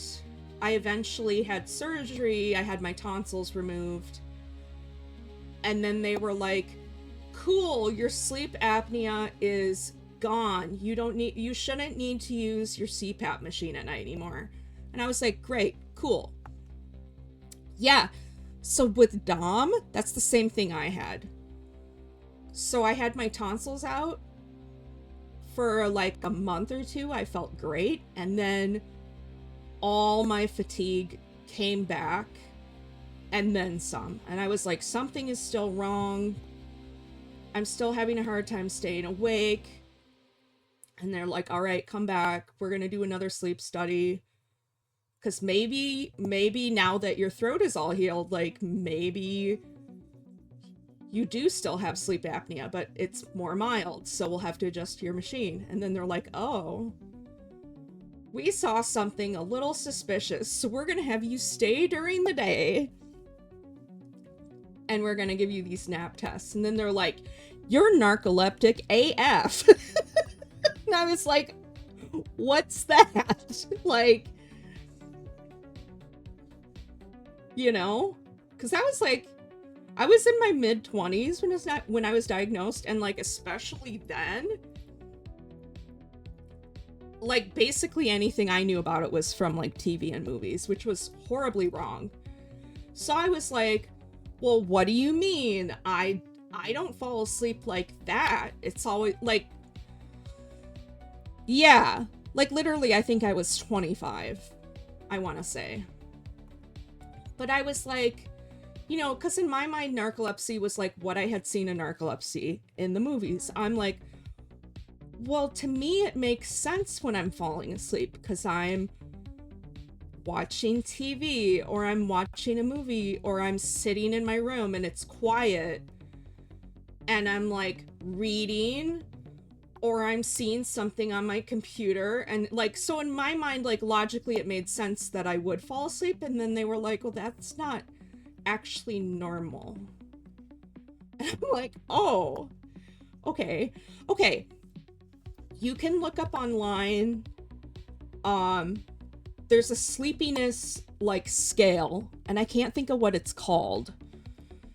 But it's like a score. Where it'll say, like, it'll give different examples, like, what's the chance of you falling asleep in this situation? And like, if it's highly likely, then you might say a 3. And if it's maybe a 2, and then if it's like very small chance of 1 and not at all is a 0. So it would be like, what's the chance of you falling asleep if you're sitting in your car in traffic at a red light? And I would be like, oh, that's extreme. But then it's like, what if you're a passenger? Yeah, good. Thank you, Laura. It's like, what if you're a passenger in the car and you're on a long road trip? Or like, what if you're having like a long, boring conversation? Or, you know, it's like different examples. And then I get to the end and I'm like, my score is so freaking high, dude. Like, this is not like, you know. And they're like, dude, you tired AF. See, you got narcolepsy. And I'm like, I didn't know that any of this was abnormal. So yeah, that was crazy. I did have a teacher in college who had narcolepsy. And she was open about having narcolepsy. But she is like the single person I've ever seen who had, I guess that I would describe as like that cartoon cliche, like symptoms of it, because she was so bad. And I'm saying this because this, like, it's different in every person, and like every symptom in every person who has it can be so different. But this lady, I felt bad for her because she taught psychology class, which was awkward because like she had it so severe, and she explained like first day, she's like, I have this, and yes, there's medication for it, but I can't take the medication for it because, you know, whatever side effects she couldn't deal with. And she was so bad, she would be like talking and literally fall asleep mid-sentence. And just, you know, her head would drop. And there were students who like, this is like so bad. She would do this and there would be kids who would like slide out of their chairs and like crawl towards the door and leave. like ninjas, because she would be out like a few minutes usually and wouldn't even notice that they left ever, like wouldn't pick up, like that's how bad it was. And it was crazy because when she would come to, she would just whoop, and she would just like continue right from where she left off mid-sentence when she had fallen asleep. And I'm like, damn, like she was so bad. It like initially had me wondering, like, is this like, are we being punked? Like what is happening, you know? Oh, Brooke. I think you should see a sleep doctor. I'm just saying. And even if you have nothing, because there's like other things too. There's there's one called idiopathic hypersomnia, which is basically a lot of the same symptoms as narcolepsy, but it's like they give you a sleep study and they can see you're tired, they can tell you're tired, but it's like maybe you don't meet the metrics to get like a full narcolepsy diagnosis. But regardless, they still treat it the same way, you know? Because I think, like, Laura, wasn't that what didn't mom get diagnosed at first with idiopathic hypersomnia? Oh yeah, and that's the other thing too that's interesting, is a lot of medications can hide the fact that you have, yeah, yes, exactly, yeah, yep, yeah, a lot of antidepressants can alter, yeah, they can alter your sleep patterns. Like, some of them can increase how much dream sleep you get, some of them can suppress it. So it's really interesting. So, like, it's worth pointing out, because if you have a sleep study and they can tell you're tired, but they can't explain why, sometimes they might, if you're on those kinds of medications, sometimes they might ask you, like, oh, could you go off of these for 2 weeks and then we'll retest you? Because we can see, like, something's up, but your medication might be, like, masking it. And masking our ability to see it in the sleep study. Yeah. That's wild.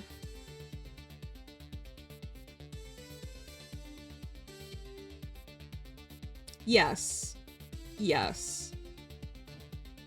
Yeah, for sure.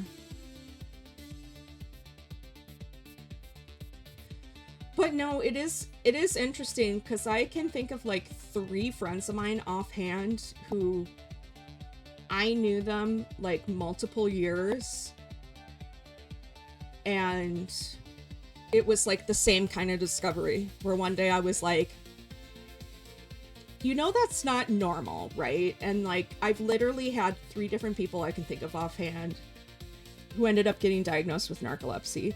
And it is interesting because I can tell you what our sleep doctor told me at one point. Yeah, we see the same sleep doctor too. But if I remember right, I think he said 1 in every 8 people has a sleep disorder, which is a lot. That's a lot of people. And a lot of them aren't diagnosed. And I think on average, it also takes like 10 years between like realizing something isn't like normal and then actually getting diagnosed with the sleep disorder. Because it sucks. Because like, obviously, like you would think, oh, I'm sleepy, that should be easy to diagnose. But there's like so many other health conditions that can cause you to be fatigued that a lot of doctors don't connect the dots until like years into the process. So it's like, oh, maybe it's, do you have a low iron level? What's your vitamin D level? And like, granted, birth control can do it too, frankly. But it's like, you know, and to be fair, like those are things you should verify anyway. Like, are you anemic? Like, you know, because those are common. Yeah, I have low vitamin D also, you know, very common thing. So it's like a lot of doctors look at, like, and to be fair, I get it. Like, of course, you would look for something you can diagnose easily with a blood test. Like, you can do it while you're there, and we'll know, like, within a few days, like, okay. But if you've done all the things and like, okay, you've addressed your vitamin D level, you know you're not anemic, you know, whatever else it may be. Like, because in my case, it's like, it's just interesting. Because for me, they said for years, you have fibromyalgia. And like, sure, maybe I do. But, so, you know, chronic pain issues. What else causes chronic pain issues? Lack of sleep. And like, yeah, technically with narcolepsy, we do sleep. Oh, thanks. I'm nowhere near done with it. This is all half-assed still. I should save this. I know this auto saves, but I don't trust it. Let's call it something else. Butts. Thank you. Oh, what was I saying? Yeah, just that it's like, it's valid to make sure it's not something else, but like, oh, the fibromyalgia. Yeah, because yeah, maybe I could have, my boy, you know, maybe I could have fibromyalgia.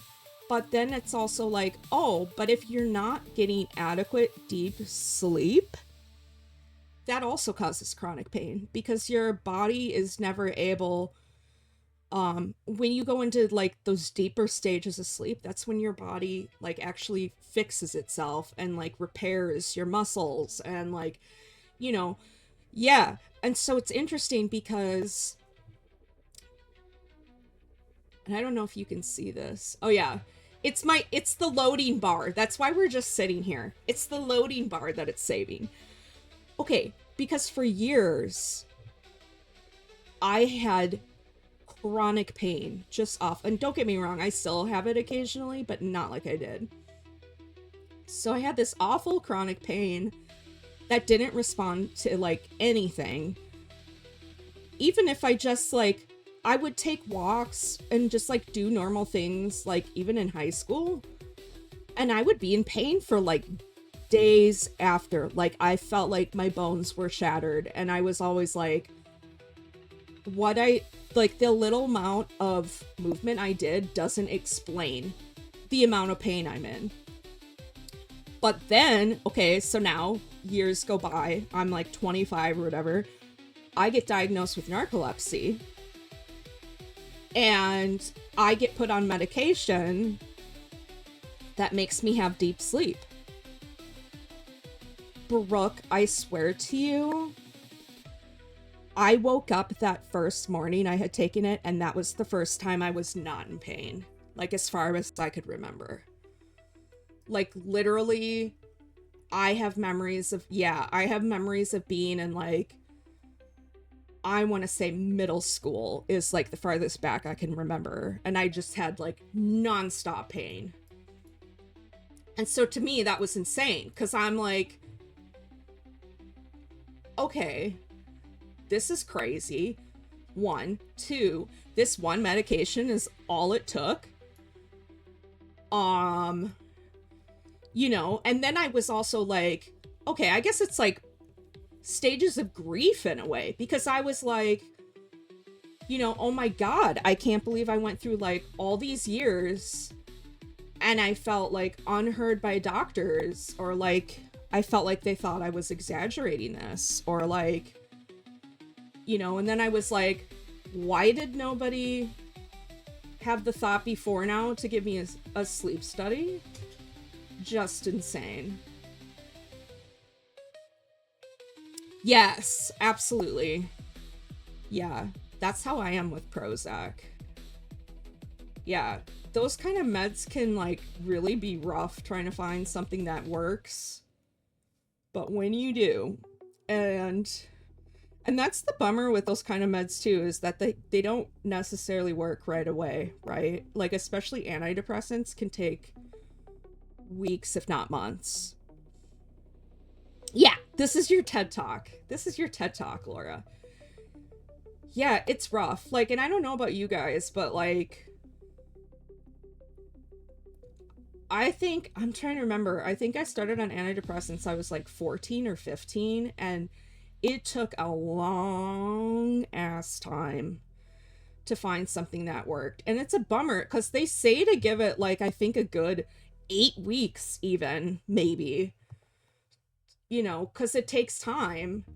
And then it sucks because it's like, then you're questioning yourself like, oh, is it doing anything? Like, but when you find the thing that works, man, that's nice.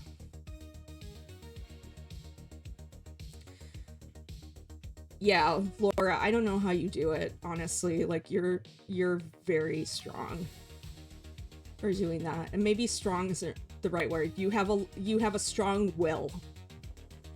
You have sisu, as they say in Finland. Oh yeah. Yeah. Okay, Brooke, I have been on that. Hydroxyzine is like, I'm trying to think how they describe it. It's like an older form of like Benadryl, almost. Like, when my chronic hives started, that was one of the first things they tried on me. And I agree, it is crazy how, like, because I have generalized anxiety disorder. And it was crazy to me how effective that stuff was. And granted, like, I didn't need it for the anxiety aspect at that point because I'm on Prozac. And the Prozac just works for me. Like, yeah, I still have it there, but it's, like, not... I'm able to ignore it, I guess. Okay, yeah. Yeah, okay. Yeah. But that hydroxyzine, I was floored at how effective it was and how fast it worked. But it didn't help my hives, unfortunately, so I didn't stay with it, but... Plus, I think they also can give it to people, too, for, like, also for sleep issues, if I remember right. Yeah. Yeah, because there's something about it that helps you sleep. But I don't remember more than that. Okay, I'll tell you what. I'm gonna get a little more of a drink, so I will be right back. But I don't think I'm gonna put on my be right back screen because the music is going, if that makes sense. I'm just gonna mute and then I'll come back. Okay.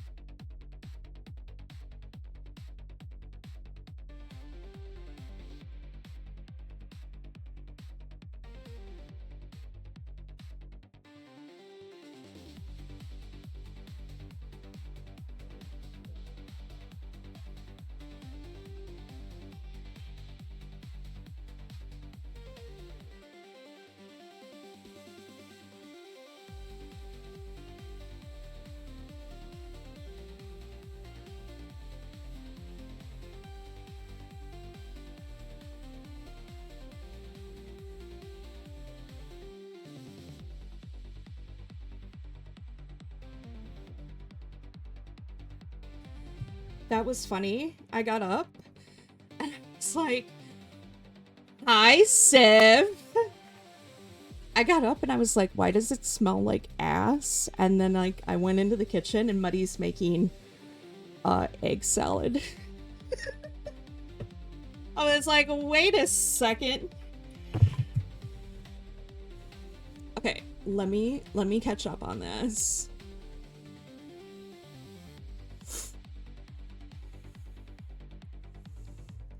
Yeah, that's valid, Brooke. Like, the reason I stopped driving, because I never got my license. I only had my permit. And the reason I gave it up was between my generalized anxiety as well as I didn't know I had narcolepsy. But for me, it was like way too anxiety inducing to be having the amount of attention I knew I should have had on the road. So I was like, whatever, I'm giving it up. Yeah. Yeah, so I acquired a Pepsi. I wish I had a Dr. Pepper, but alas. I would be very impressed if Spice jumped in the seat.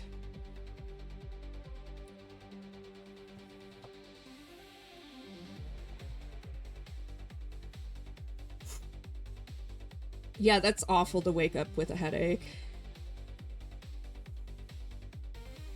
Oh my gosh. Hi, Misty. Sorry, I'm getting caught up. Yeah. Sifit must run in the family. Right. Oh my gosh, I haven't had the blackberry Dr. Pepper yet. I need it. I need to try it. Dude, we have like barely made progress. As I said, I just get, and I don't run either, Brooke. That's so valid. Yeah, so I just get in the zone. As one does.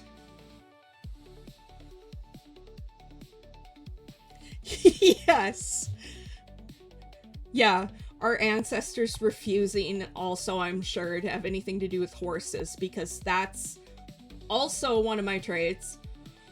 I hate horses. They scare me. Yeah, so this is our concept. Let me pull this up here. I found this like 1970s. Let me try to. I found this like 1970s sci-fi art, and the layout I thought was really a vibe, and I was like, that's inspiring. We'll go with that. So we started with Photoshop, and we kind of did like the pen tool to make the shape of Randall. And this is, yes, they probably did. I do hate horses, but not my horse prince. No, because he's a dreamboat. Yep. Yeah, so eventually we're gonna add different plants and things, because the reality is Randall, okay, so Randall I've drawn since some point I was in high school. However, he's a box with limbs attached, so he doesn't have an ass. This is the closest I have ever gotten to illustrating him with an ass. So we're gonna have to hide this. See, I always just like position him in a way that conveniently hides the parts that I'm not sure how to draw yet.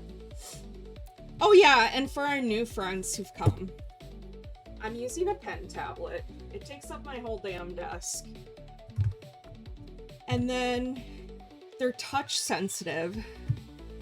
So that means we wear this very fashionable glove so that it doesn't detect the gestures I'm doing and do some wild ass bullshit. Yeah, one day we will see. Yeah, see, part of me thought like maybe his legs would actually start with these like red, whatever you want to call these, but I'm like, but like angle wise, that doesn't make sense either. Yeah, my friend earlier, the same friend, by the way, who's the one who gifted me the chair effing simulator, which I then knew I had to gift to Nathan. But they were like, I think you should draw his ass like a coin slot. I was like, absolutely not. Like, I respect it. I respect the idea. They'll probably try to draw it now and send it to me later, which would be just chef's kiss. Let's see. I'm going to turn that lettering off. Yeah, so we're just kind of... Oh yeah, and he's gonna be sitting in... We were talking about having some kind of like, eventually with these mushrooms, like bioluminescent, like sparkly things. Oh, thanks. I got it off Etsy like everything else. Yep. It was very easy to set up, actually. It was just a script you put into Stream Elements. And then you can change all the colors and stuff really easily, which I thought, like, that's neat. And then I was, like, looking at how they coded it, because at first, initially, when I started looking into all the streaming stuff, I'm like, this can't be that hard to code. I do coding. This coding was some bullshit, dude.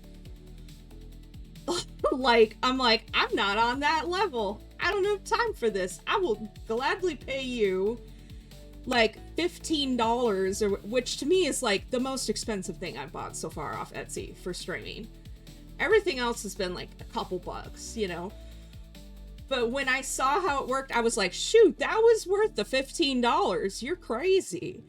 Like, could I have figured it out? Yeah, but I don't care. Like, you know? Yup.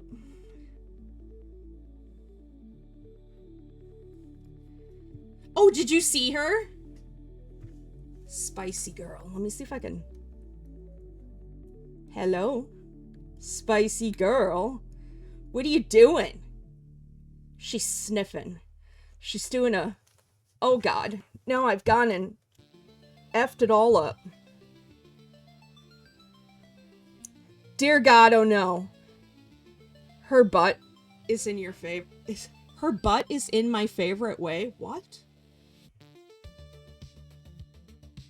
Oh, just the sploot. The sploot. The butt sploot. Do you know what Muddy says when she does that? Do you know? Do you know what Muddy calls that? She's cooling off her peedy. I'm like, why is that? Why? Okay. I guess. Sure.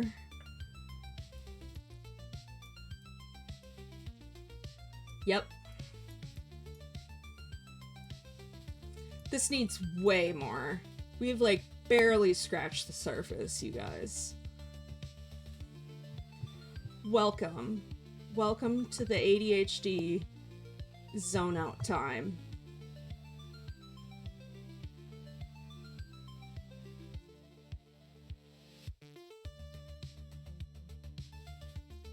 Yep. That's my brain.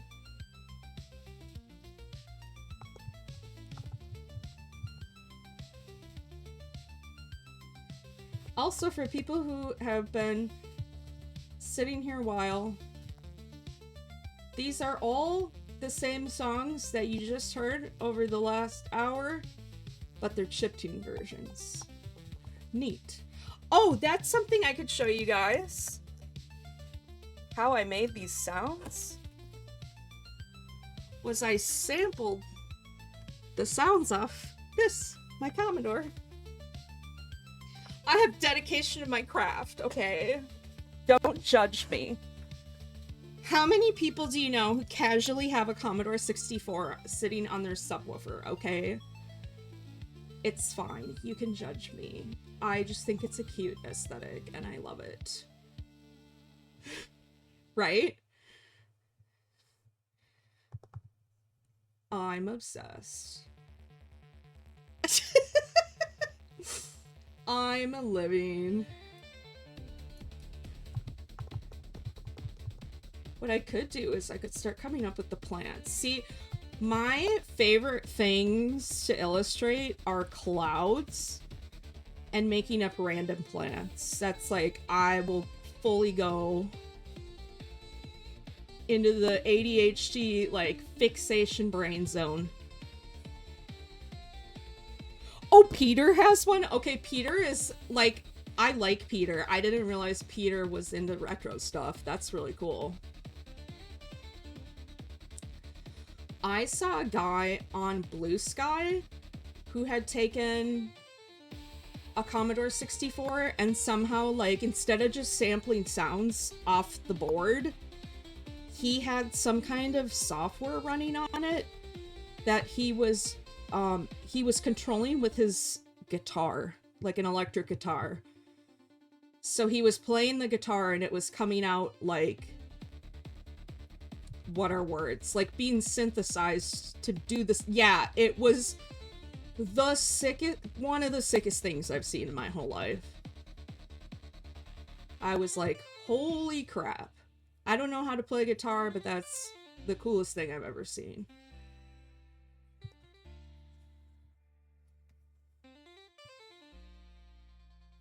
Yep.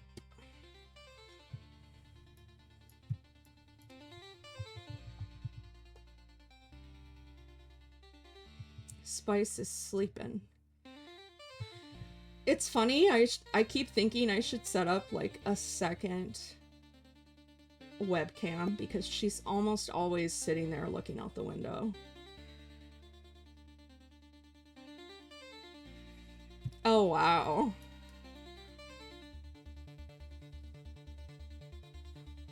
A pup cam? Yeah. Totally.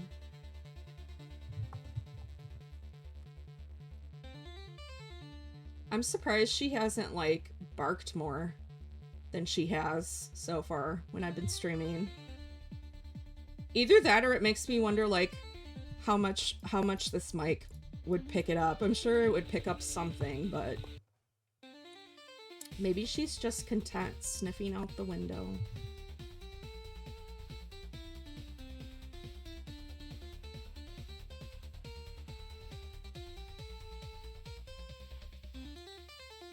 Yeah, for our friends not in the US, I know Memorial Day is like a US thing. And I know there's like some other countries kind of have a similar thing, but it makes me wonder like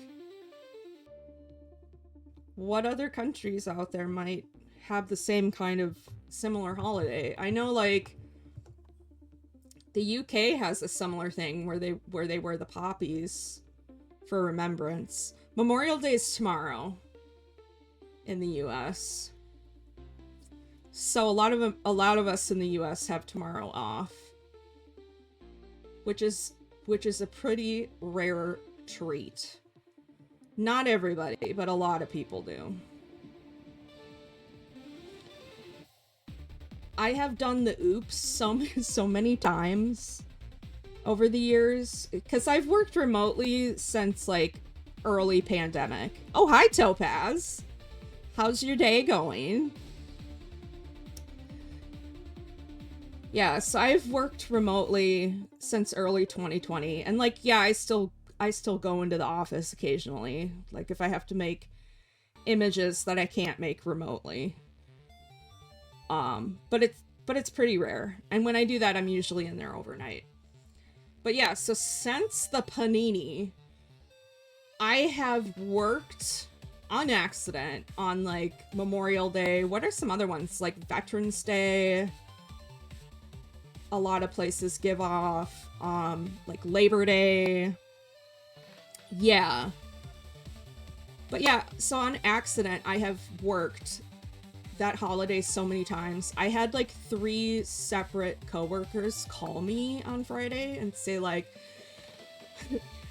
just a reminder, you're not working on Monday. And I'm like, okay, thanks.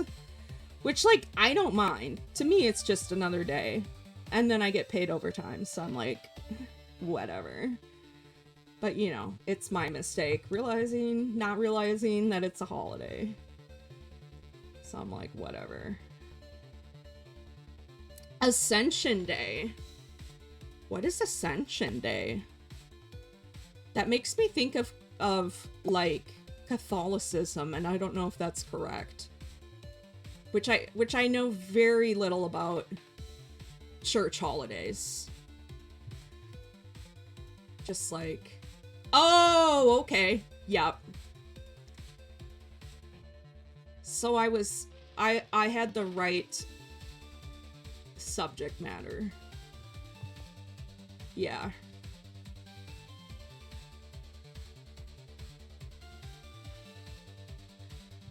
That's nice, Topaz. I too would like to have a brunch. I can't cook worth a damn, but you know.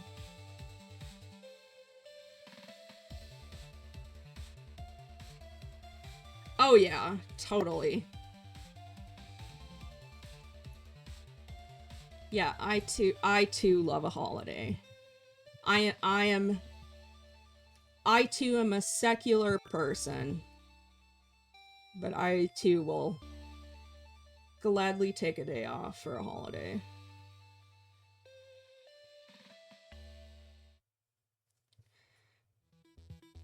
Yeah, a lot of Americans over this weekend do a lot of cookouts and grill things, you know. Oh, that's nice.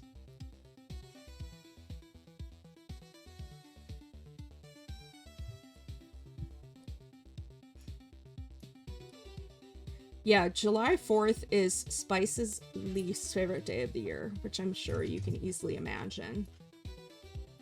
She does not like the people doing the explosions, blowing things up. Let's see. I think his finger is kind of gonna go like this.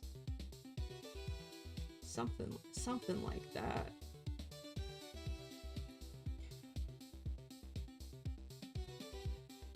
God, the nacho party was amazing. Brooke, I love that. That's great. Amazing. Oh, here's this sad, but I feel like I should figure out this. Oh, that's interesting. Yeah, that's like Juneteenth celebrations, so to speak, here in the US are somewhat new, at least like on a more nationwide thing. So that's like June 19th. And I think wasn't that the date when President Lincoln signed to free enslaved people? So that's like obviously historically has been in place for more than 150 years, but like nationwide there's like increasing like workplaces giving the day off. I think it's a federal holiday now too. I think there's no mail on that day now. Yeah, it was very recently they recognized it, which is like about time. Like, that's the least you should do. Like, come on. Let's see.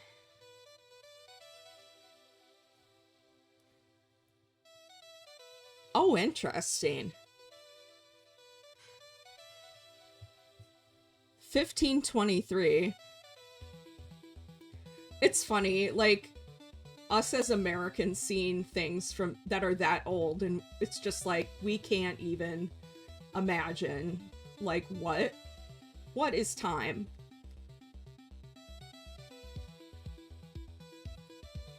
What is anything historical? We just rebuild things. I know, right? I haven't quite decided, like, how I want this, but something like this.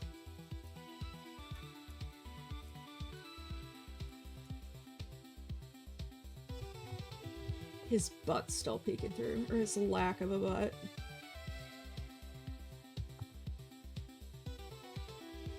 I'm sure there's brushes that would be better for this, but I am just set in my ways of using this one.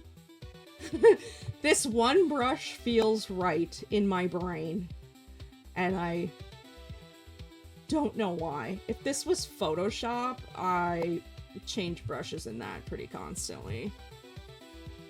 Oh god, yeah. It's funny, like, yeah. I'm trying to think, like, because probably the oldest things I can think of offhand, like in the, like, Minneapolis, St. Paul area, I'm trying to think. I can think of some, like, older graves at Fort Snelling, but that's, like, not even... If there were things older than 200 years old, I'd be kind of surprised.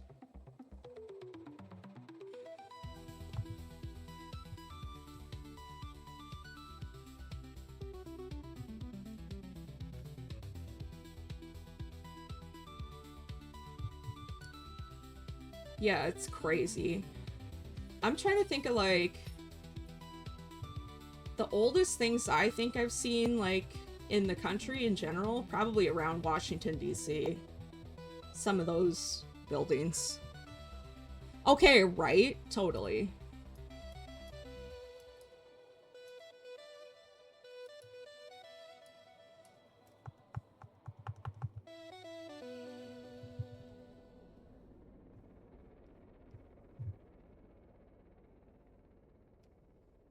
Okay, right. Wasn't Cleopatra, like, closer to us in time than the ancient Egyptians? Like, I swear I remember reading something like that, and I was like, what the hell? Okay, yeah. I freaking love Pompeii. Man, I love... You can go that far back in time and humans were still doing shit posting, like, essentially. And I love the guy. I'm trying to think of what was it. I'm gonna pronounce this wrong. The Hagia Sophia, I think, where they found old, like, Viking runes or something way up near the ceiling. And they got up there and, like, documented it and then, like, translated it. And it said, "This is very high." Like, thank you, random Nordic man. Oh my gosh. I love you, Brooke. Thank you. Thank you for coming and vibing. I hope you have a great rest of your weekend. Yeah, I don't know how much longer I'm gonna go. I'm still just kind of, you know, as you do. I just kind of zone out and I vibe. As one does. Yeah, we are just vibing.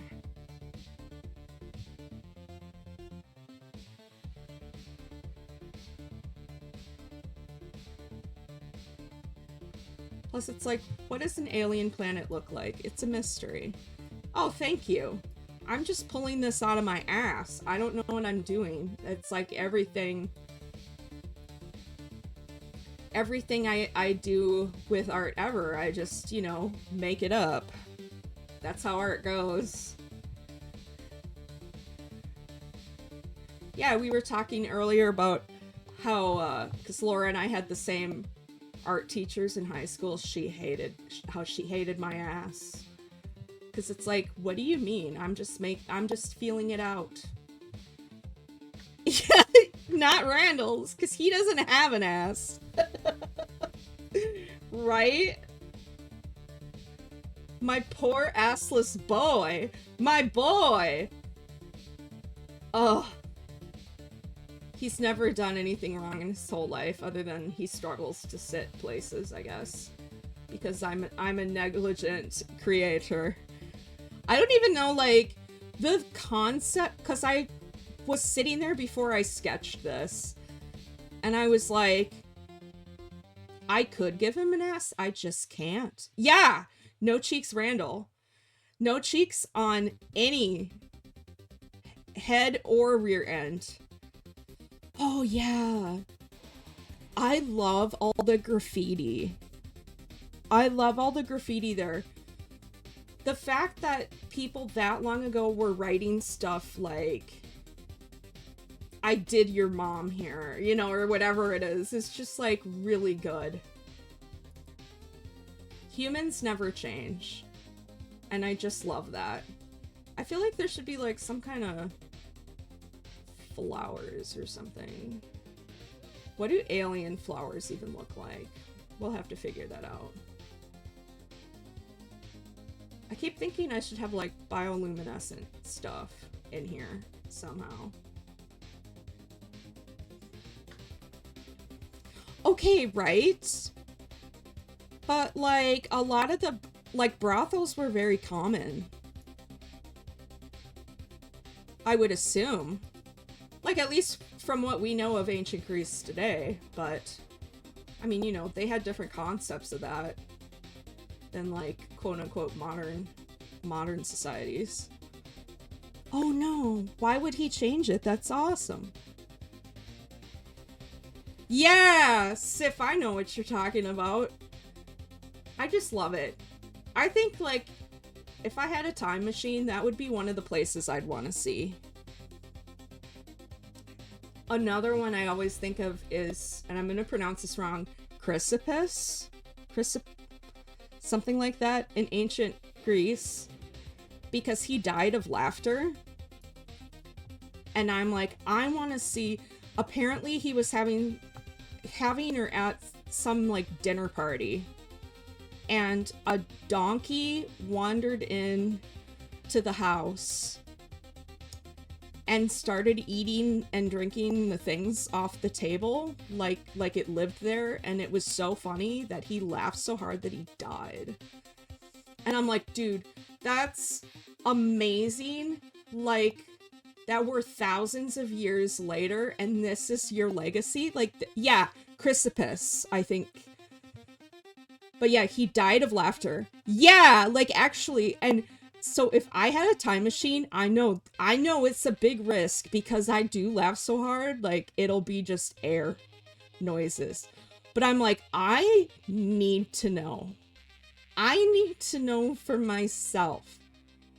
Was it just because they had all been drinking, or was it that funny? Because he died. And I need to know.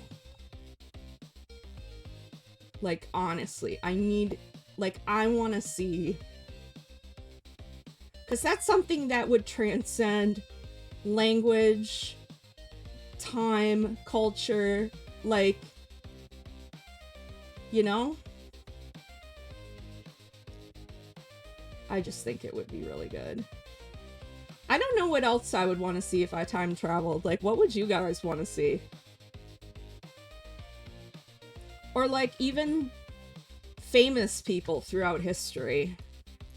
That's also a hard one. In a way, yeah, the original, yeah. Yes. Okay. One of my teachers in college had studied abroad in Egypt, and he was saying how crazy it was because the original layer they had on the pyramids of, like, the white stone, whatever it was, they took off at some point and used it to line the streets and used for building materials. And he was talking about how crazy that was because there were still places around there where you could see, like, those literal, yeah, the quartz, and you could see, like, the carvings and the hieroglyphs and stuff in them, and people are just, like, casually walking right by it. Like, imagine that scene when a donkey enters his house, and after the donkey, a random bald... Yeah, yes! Me, and they're like, what the... Dude, can you imagine? Oh, the Hanging Gardens of Babylon, yeah. Yeah, because, like, so many of those ancient wonders are just gone. Yeah! I want to know what they had in there. Like, what knowledge... Yeah! What knowledge was lost? Like, can you imagine? I also want to know because it's like, holy shit, can I stop seeing these conspiracy videos being recommended to me on YouTube, like, this is what they took from us when Alex... Like, how do you know? You weren't there and it burned. How do you know what they took from us? Like, I'm sorry. Like, yeah, you can probably imagine what was lost, but we don't know. Oh yeah, I bet. Yeah, isn't that just crazy? See, and I'm like, I'm not a religious person. I'm like, kind of spiritual to an extent, maybe. I'm a skeptic, though, also. But, like, I would be so paranoid to use something like that in my house. Or, like, anything. I'd be like, I'm not gonna touch that. That's how you get cursed. I don't need to be haunted. Like, yeah, I'm sure it was, like, convenient. Like, oh great, I need all these stones to build this thing, and this just right here. Like, no, you couldn't pay me. That's how you get cursed. Like, hello? Nope. I do not have the luck for that. Okay, it's making me think of, like, when I visited friends. This is, like, so many years ago now. When I visited friends around, like, New York City, which is neat, but, like, New Jersey, and they had, like, for American stuff, there were things out there that was, like, the oldest things I had seen. Now, granted, it's only, like, 1600s, 1700s. For the US, though, that's pretty damn old. But these friends of mine were like, oh, we're gonna take you to see some real shit. And I'm like, okay. And these assholes, because they know, like, I'm spooked by things like the concept of ghosts. Like, I don't want to mess with that. Like, I'm sorry. Like, you know, I don't know if you'd say, like, ghosts are, you know, real, like, but you can still sense, like, the energy that somebody might have left behind in a place, you know? Like, if that makes sense. But no, my friends took me 2 in the morning to frickin', you can Google this, Shades of Death Road in New Jersey. And it's this really long, creepy, winding road. Yeah, Shades of Death Road. I'm not shitting you. To this day, creepiest ass thing I have, like, I can't really explain it because it's like there's no lights. And this road is like old. It's like pre-Revolutionary War. Like this road it's old for the US, you know. I can't explain why, but the energy of it was not. And it wasn't the name. Before they even told me the name of the road we were on, I was like, this does not feel right. Like, and it was really weird because when I was out there, it had been really hot, but we went on this road, and I'm saying like really hot, like 100+ degrees. It was like heat wave going on, very unusual. But this road, on either side of it, I want to say, I don't know if swamp is correct, but kind of swampy, kind of marshy areas. And as we're driving down this road, rolling fog, no streetlights, no thank you. I was like, I'm okay. I'm fine if we leave. You know? Yeah, Shades of Death Road. I'm so for real. Scariest shit-ass road ever in my life. And there's just random things around there that are just really old. And, like, things that are old I don't think are scary. But sometimes you encounter those kinds of things and you can just tell, like, that you can't put it into words, but the energy is not right. Like, something happened here. I fully know I sound paranoid saying that, but it's like something that you know is wrong, but you can't explain why, you know? So I was like, yeah. Yeah, but it was creepy because I remember coming home from that trip, and this had to be like 2008, maybe, around there. But I remember coming home and, like, Googling about this road, and I was like, nope, just, like, stories of weird things. Like, people going missing, like, Revolutionary War era, like people would hide on the road and, like, ambush you and, like, steal your shit stuff. I'm like, nope, I'm good. I knew it. I knew the vibes were off.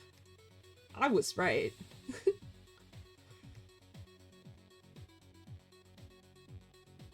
Yeah. Yep.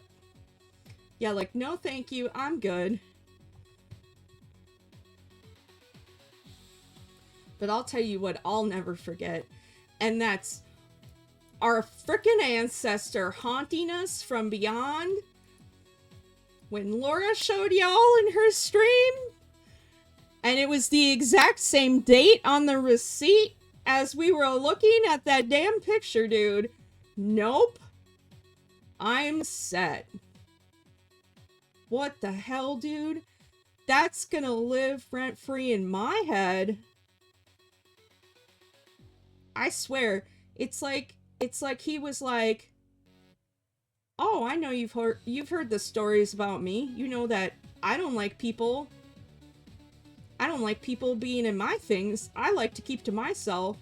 Oh, you're gonna show my room that I decorated? over 100 years ago on the internet? Check this out. Nope. Okay, but am I wrong? That was so creepy, dude. I don't think I like these that I just made, but whatever. We just keep going. We don't make mistakes, we make happy accidents. But you know what's not a happy accident is, why doesn't the Bob Ross channel allow raids? That's a bunch of horse baloney. This needs like some kind of something here. I don't know what. This is a placeholder. This is. Oh my god, there's a... Stop. I didn't know that face existed. That's amazing. I love it. I should probably save this. Do a hard save. Butts. Yeah, butts already exists. Great. And now what we do, let me switch this so you can see. This frickin' processing bar. Oh, that's amazing that it's a global emote.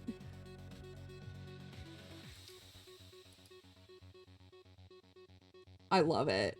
I'm just looking to see, like, it's interesting how different the panels are in OBS compared to, like, normal Twitch or BTTV. Artsy fartsy, yes. I do hate how long this takes to, like, I know it auto-saves every so many minutes, but I don't trust it. I just don't. I've been burned before by this program. Spicy girl, are you sleeping looking out the window? Spicy girl. Yep.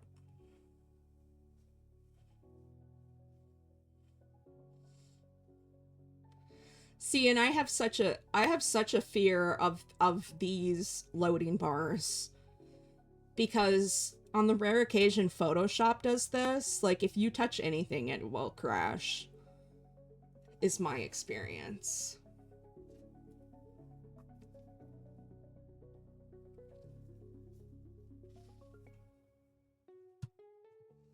I keep craving that, like, cherry lime sun-kissed whatever it was that the Jacobs had at their house yesterday. Right? Okay, literally me. I'm so glad. Okay, when I started my job at the art publisher, where I still am now, like, that was so long ago. It was back when you would go to save Photoshop files every single time, that progress bar would open and you had to wait. So it was like, in the course of an entire, like, 12-hour period of time, you might only save your file 2 or 3 times, because it would take it 15 to 20 minutes to save because the images were so big. Bane of my existence. And then Photoshop changed, so, like, now you can save it and keep working as it's saving. And, like, part of me is like, I feel like I have trauma. Like, I still remember. Yeah, it's crazy.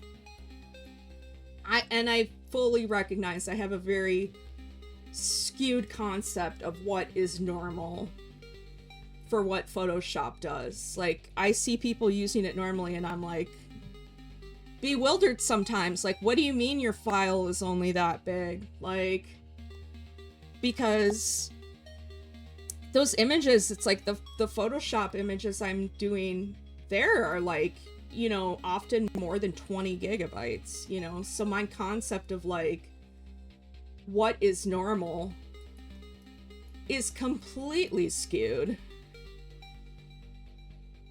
Like, I still remember, and this blew my mind. Like, so probably, I would think probably more people are encountering this now than it used to be. But basically, once a Photoshop file gets to 2 gigabytes, you have to change the file type from a PSD Photoshop file to a PSB, which means big. And I think it's also if it's like bigger than 30,000 pixels in any one of the dimensions. But it's crazy because I've seen people like, oh no. Yeah, the B stands for big. I like to say big ass because, like, that's just a mistake that they let you. You would think they would just have one, like, I don't know what the logic is behind the scenes there of like, why not just have one format that just works? Why would you have to like resave it? Oh, he's so nice. Hi, Malachi. You know, but like I've known people over the years where they're like openly posted on social media like something to the effect of, uh-oh, I hate when my Photoshop file gets too big to work on, so I have to flatten all the layers together and save it as a JPEG. And I'm like, how goddamn dumb. Like,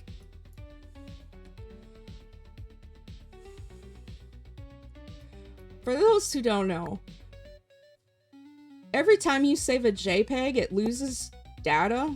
Like, the quality goes down. Especially if you have, like, reds. Like, anywhere with reds in the image, it loses the quality more and more. It gets more pixelated. It loses more, like... So it's like, dude, I can't... Why would that be... Just save it as the bit... Like, it prompts you. And it's funny, because, like... This guy I used to be friends with, who I went to college with, actually, who is, like, and I'm not going to say his name, but he's, like, a pretty known illustrator now, was one of the people I saw post about that, and I was like, hey, just so you know, you just have to do save as and change the file type to the one right under Photoshop document. And he started, like, arguing with me. But not just, like, screenshot it, put it in the comments, like, as if I was... I'm like, dude, you can Google this. I'm trying to help you. And I messaged you about it because I didn't want to embarrass you. Like, I don't know where I'm going with this. I just remember it and I'm like... Bro.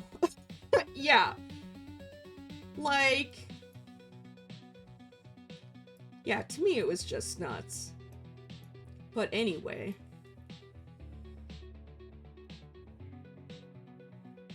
Let's, like, play with this a little bit. Let me make this more transparent.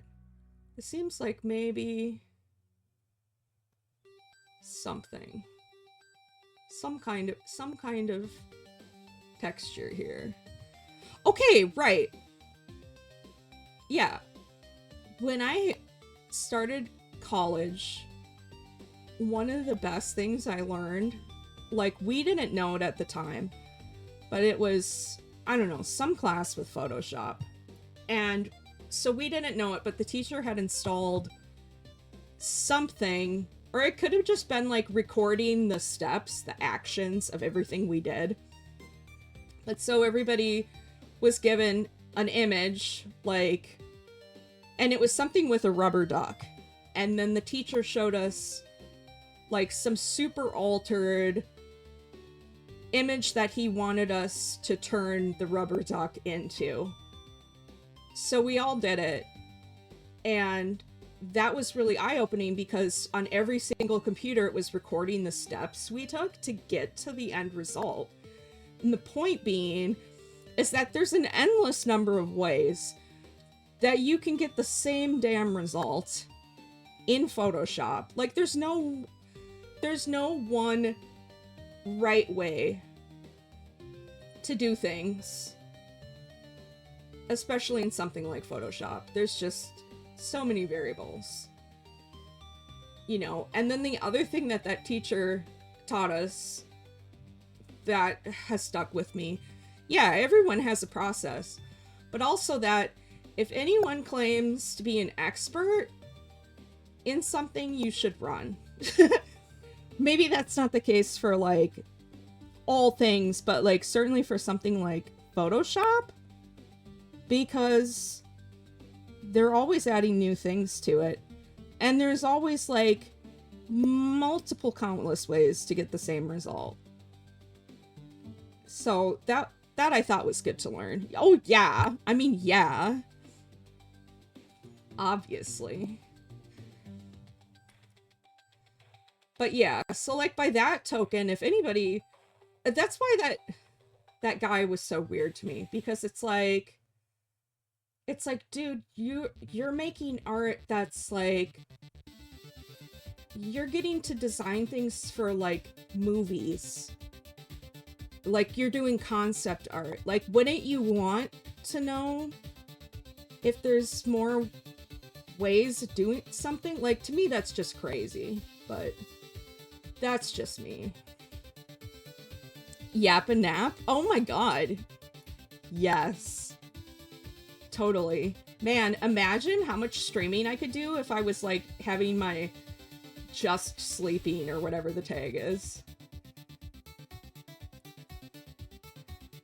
That would be amazing.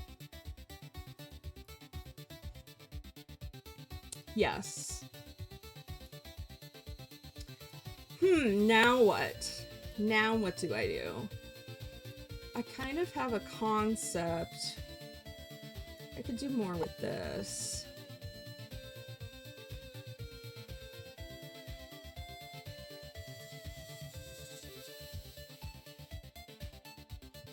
I'm only sleeping. Yeah, that's right. That's basically my life, right? Shoot.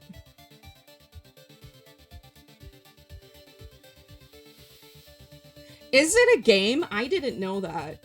I also wasn't even sure, like, what category to put this in, because, like, the closest I could find was art, or whatever it is.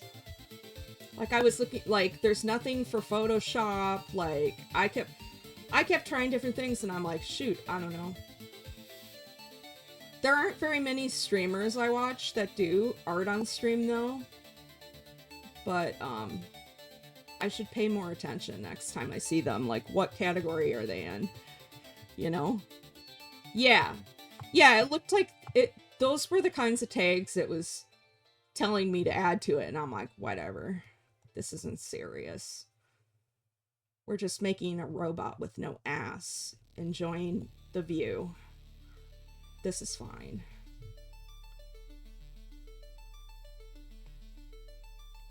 Oh, Bob Ross. Oh yeah, that's so valid. That's so valid. That makes me think of, because, you know, you have, like, life drawing classes in art college, as you do. And, like, it makes me think of a friend of mine who was, like, very sheltered, very sweet. He hadn't, supposedly, like, at the time, I was like, there's no way this is true.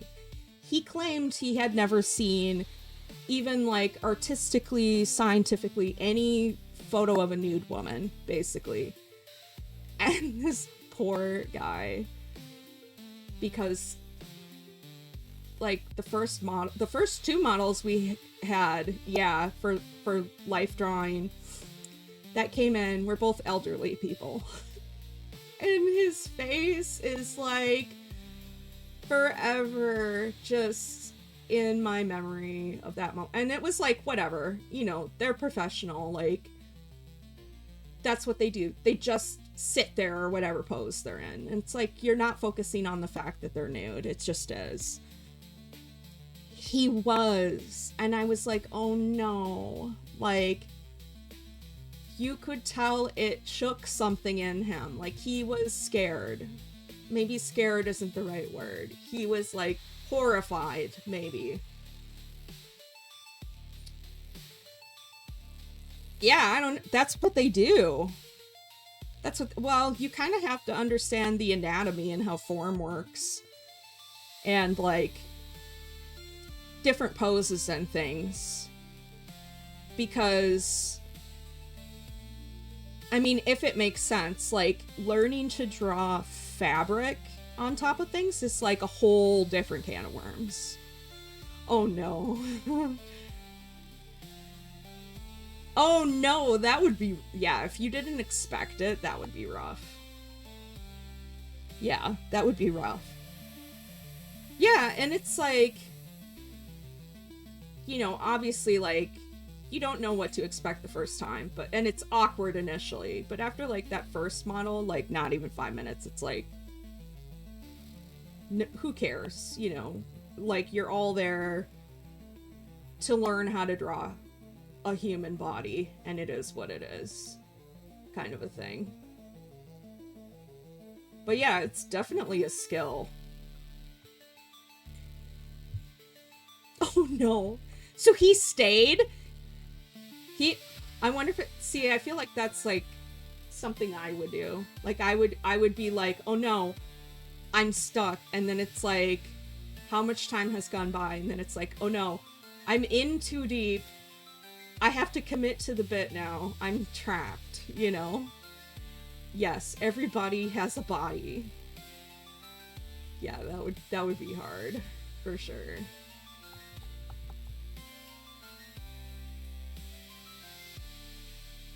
Just, oof, rough.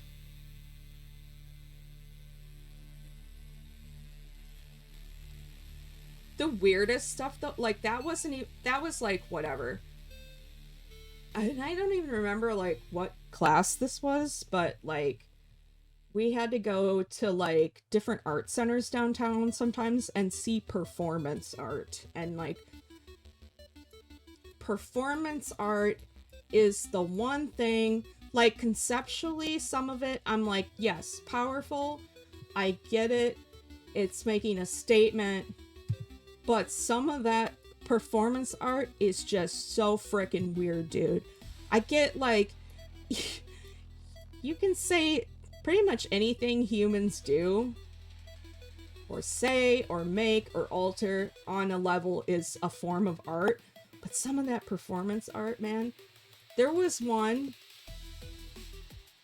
we didn't see this live, but it was like a video of it, and it was a woman, and I'm trying to remember, she was wearing, I think she was wearing very, you can find this video, by the way, because I've questioned over the years if this was a fever dream or something, or if I imagined it. From what I remember, I think she's wearing form-fitting clothing, but she's wearing 4-inch heels, or like crazy heels. Oh, have fun, Topaz. Thanks for stopping by. But so anyway, so this performance art, she walks in the room on these like crazy stilettos and approaches a platform, like, let's say like maybe 4 feet by 4 feet platform, but on the platform is a giant pile of sticks of butter. I know Laura's heard me talk about this before because it's seared into my memory. And so she steps onto the platform, onto the butter, and tries to balance, I think, on one foot in the heels on the mountain of butter, and repeatedly slips and falls on her ass. And then just keeps getting up and going back on one foot. And it's like the more it happens, the slipperier it gets. And I'm like, it's seared. I'm sure there was a metaphor there for something. I don't know what the something was, but that. And it's one of those things where it's like, you want to laugh because that's like, you know, when something, you can't explain it, it's outside your comfort zone. but nobody else was laughing. And so then I was just sitting there like in horror, like, oh dear God, oh no, what? Why does this exist? I don't know where I was going with that. But yeah, performance art, it's rare I can get behind it. Because it's just too weird.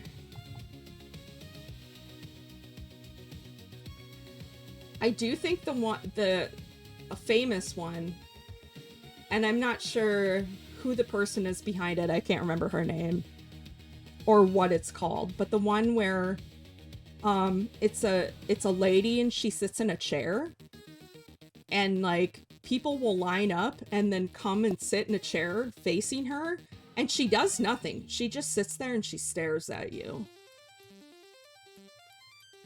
And which I think is interesting. It's apparently very profound to a lot of people who have gone to this performance art. Oh no, Sif, no. I saw one, not in person, but an article about it where it was equally as bad, and it was a lady who would crochet. I think it was crochet or knit things, but yeah, that's the one. Yeah, she does some interesting stuff.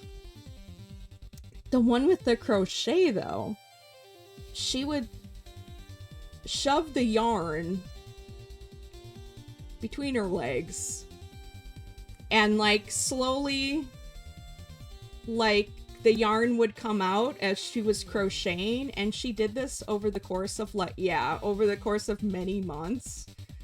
So like and then it was on display, and then like part of her performance art was like her self-dyed, thank you Laura, if you will, yeah.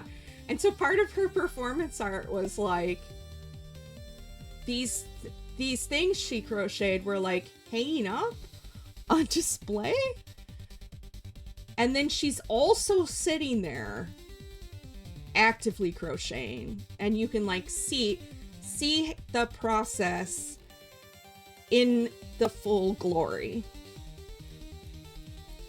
And I was like, nope. I'm set. I'm okay. Yeah, I'm pretty sure I would have sent that to you. Okay, yeah, please tell us about the worst cultural experience. Yes. Oh no. I'm scared. I should do this on a different layer. Undo this leg. We'll do this down here. Yeah, I would be scared. You know what ones I like are where somebody like drops one of their possessions totally on accident in like an art gallery, and people will go, and it's like a pair of glasses on the floor, let's say, and people will go up to it thinking that's an exhibit and they're like really examining it. Oh no. No, Sif, no. That's my personal nightmare. I swear to God. And a basement, too? I'm scared. Leather pants? I didn't think it could get worse. 30 minutes? No, absolutely not. No.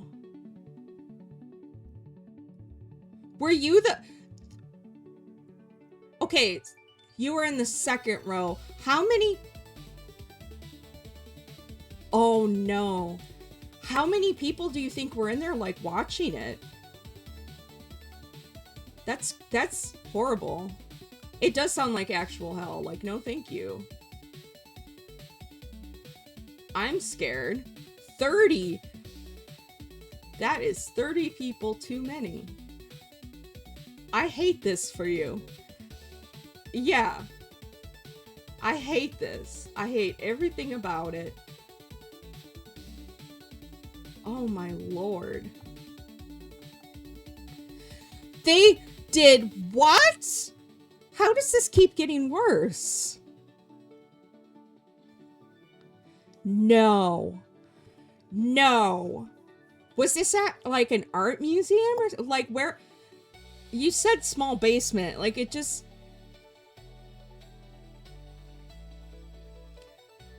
I would love... Okay, here's what I love about performance art. Like, the single thing I love about it. Is, like... when they have, like, the... You know how they have, like, the artist statement or whatever to go along with it? And it's, like, regardless of what it is, it's the biggest amount of bullshit you've ever read in your entire life. Where you're like, I don't know how you got that as your artist statement from what I just witnessed. Dude, like... Oh, interesting. See, that kind of makes me think of... There's, like, a nightclub, I guess, in Minneapolis called Ground Zero. And normally it's, like, kind of a goth nightclub kind of thing. But randomly, on some... And I don't know, like, this would suck if it was your first time going there. But they do, like, BDSM nights where it's, like, a show. And I've always thought, like, that would be horrible if you, like, finally get up the courage to go to a goth nightclub first time in your life. And you get there and it's that.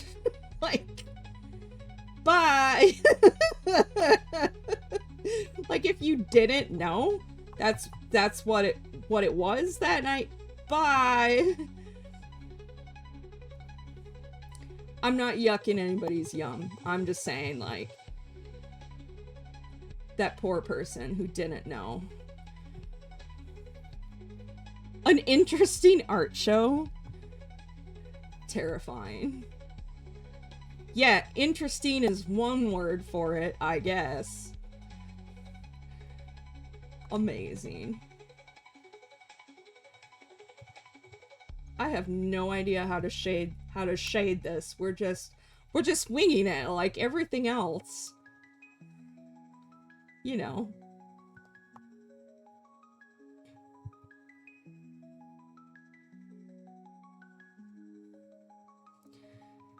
Okay, this music playing right now. This album I called Sembazuru, which is when you fold 1,000 paper cranes and string them. And this music makes me keep thinking of, like, I still haven't finished, like, I should as I roll over my chords. Hang on. Hold up. As I'm all tangled in my chair, I need to show you guys this piece in question. You can't even tell, like, how big this is. But it's like maybe 3-4 feet tall.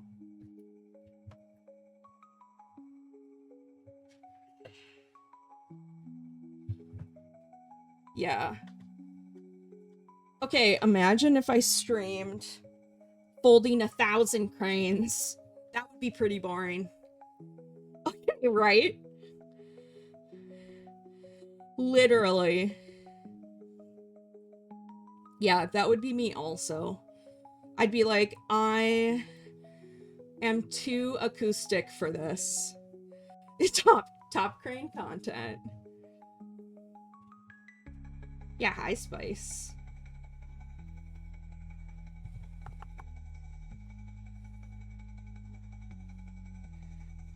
Oh my god. Yeah, but then I'd have to grow out my nails. Because I have little gremlin hands. You know. Because I have those, like, little stumpy nails right now. Little stumpy hobbit hand life. You know. Only... yeah. We could have me co-streaming with Brooke, and I teach Brooke, because we're going to get everybody streaming, clearly, at some point. Everybody's going to be streaming. I co-stream with Brooke. I teach Brooke how to make cranes. And then, because Brooke has the nails that are on point. Oh my gosh, Sif, you can vent anytime. Especially about art traumas, because we know about that here. I hope you sleep well. Cousin Sif. Yes. Yes. I hope you sleep well. And if you have any dreams about your 15-year-old art traumas, I am so sorry. Good night, Sif.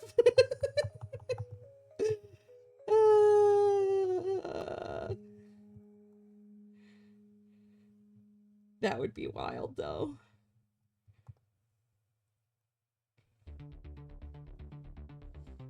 Oh, that's exciting. Good luck, Sif. I'm sure you'll do great.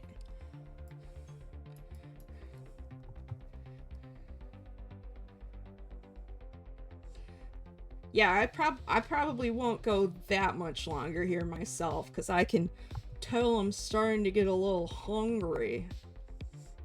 You know?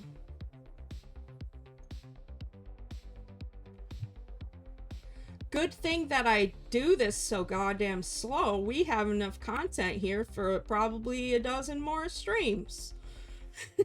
Okay, right, same. But I'm also sitting here and I'm like, God, we do have all that salsa. We do have all that salsa, though. And guess what I had delivered today, Laura? Do you want to guess? You get one guess what I had delivered today. Too bad it didn't come yesterday.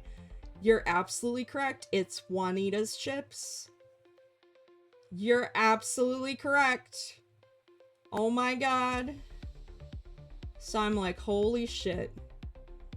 These came, yeah, I knew you would be, but I was like, shoot, if Laura doesn't guess this correctly, I was like, I'm gonna just say it because, shoot, I don't know.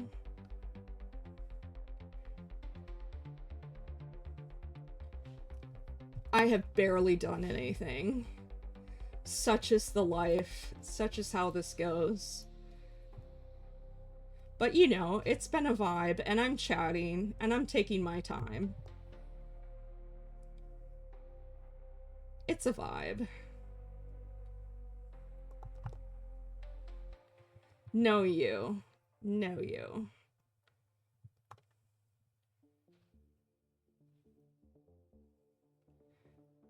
Yeah, we're gonna have to come up with, alien plants. Wow. I was so bummed to, like, edit the Nightbot command to be like, come and talk with my robot son. Like, what? He's not in Discord anymore. What?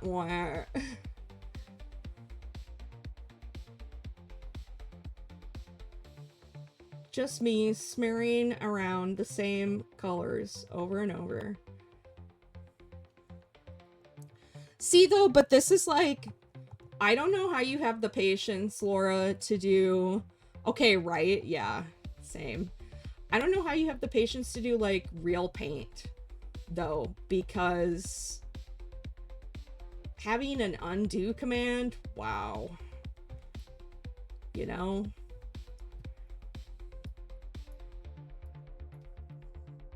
Okay, right? For real. Oh, I know, isn't it? Yeah. See, I'm trying to think, like, I don't think I ever really use real art materials. Well, I'll use it, like, I'll sketch things, and then I'll ink them, like, on actual paper, but that's, like, the most, really, I'll do anymore. Because then it's also like, oh my god, I have to get all this stuff out. Now I have to put it all away. You know? Really, it comes down to that I am, at heart, just a lazy gremlin. You know?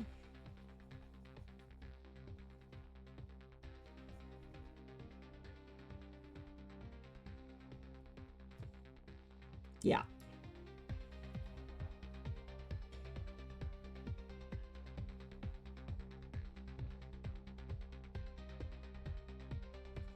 But yeah, I love this software. It's not that expensive either. Like, I don't remember offhand. I know it's less than 200 bucks, which I know is probably going to give some people sticker shock just saying that price. But compared to like Photoshop, which you have to pay a subscription for, like, and this one emulates real art materials, like, I think it's worth it. And they give you free updates for like however many years after you buy it. And then if they have a new version out and you don't have the, like, your time period has gone by where you can't get free updates anymore, you can upgrade it for so cheap. It's ridiculous. So, like, I love it. Personally.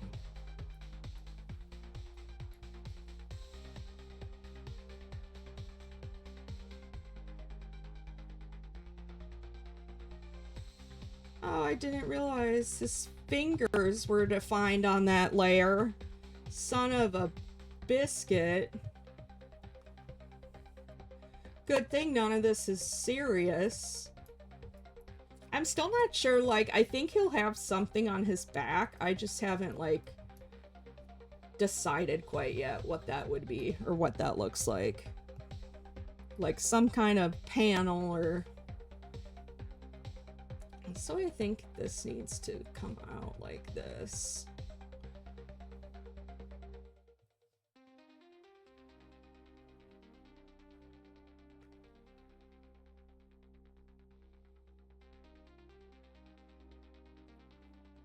Something like that.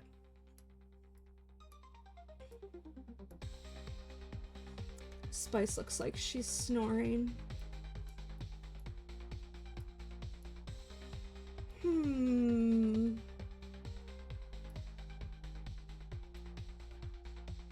I think I might call it here for now, because I'm getting hungry.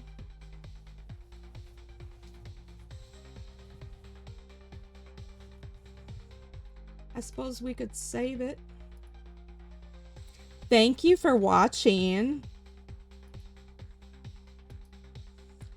Do you have any ideas or suggestions of a raid? I'm also fine with not raiding.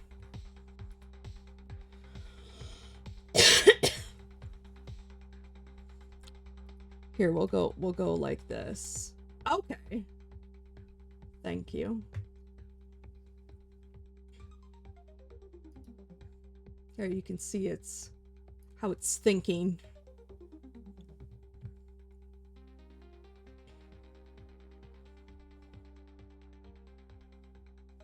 Thank you. We have a long way to go, but such is as it goes. I've been vibing. I've been enjoying it. I'm sure I'll do this again tomorrow, because I sit and I hyper focus.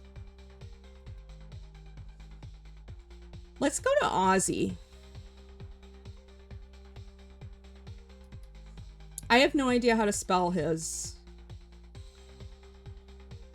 if you would please assist me.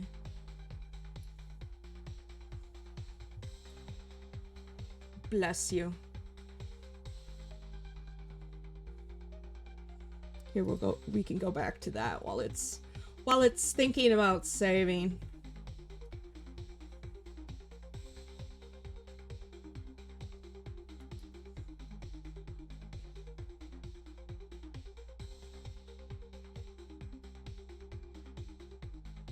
Okay, cool. Thank you. We will raid into Aussie. Thank you everyone for hanging out and listening to my rambles. No, thank you. Since we have no subs, there's your raid message. If you're interested in copying that and following us, I would like it. Thanks for coming by. And I hope everyone has a nice rest of their day.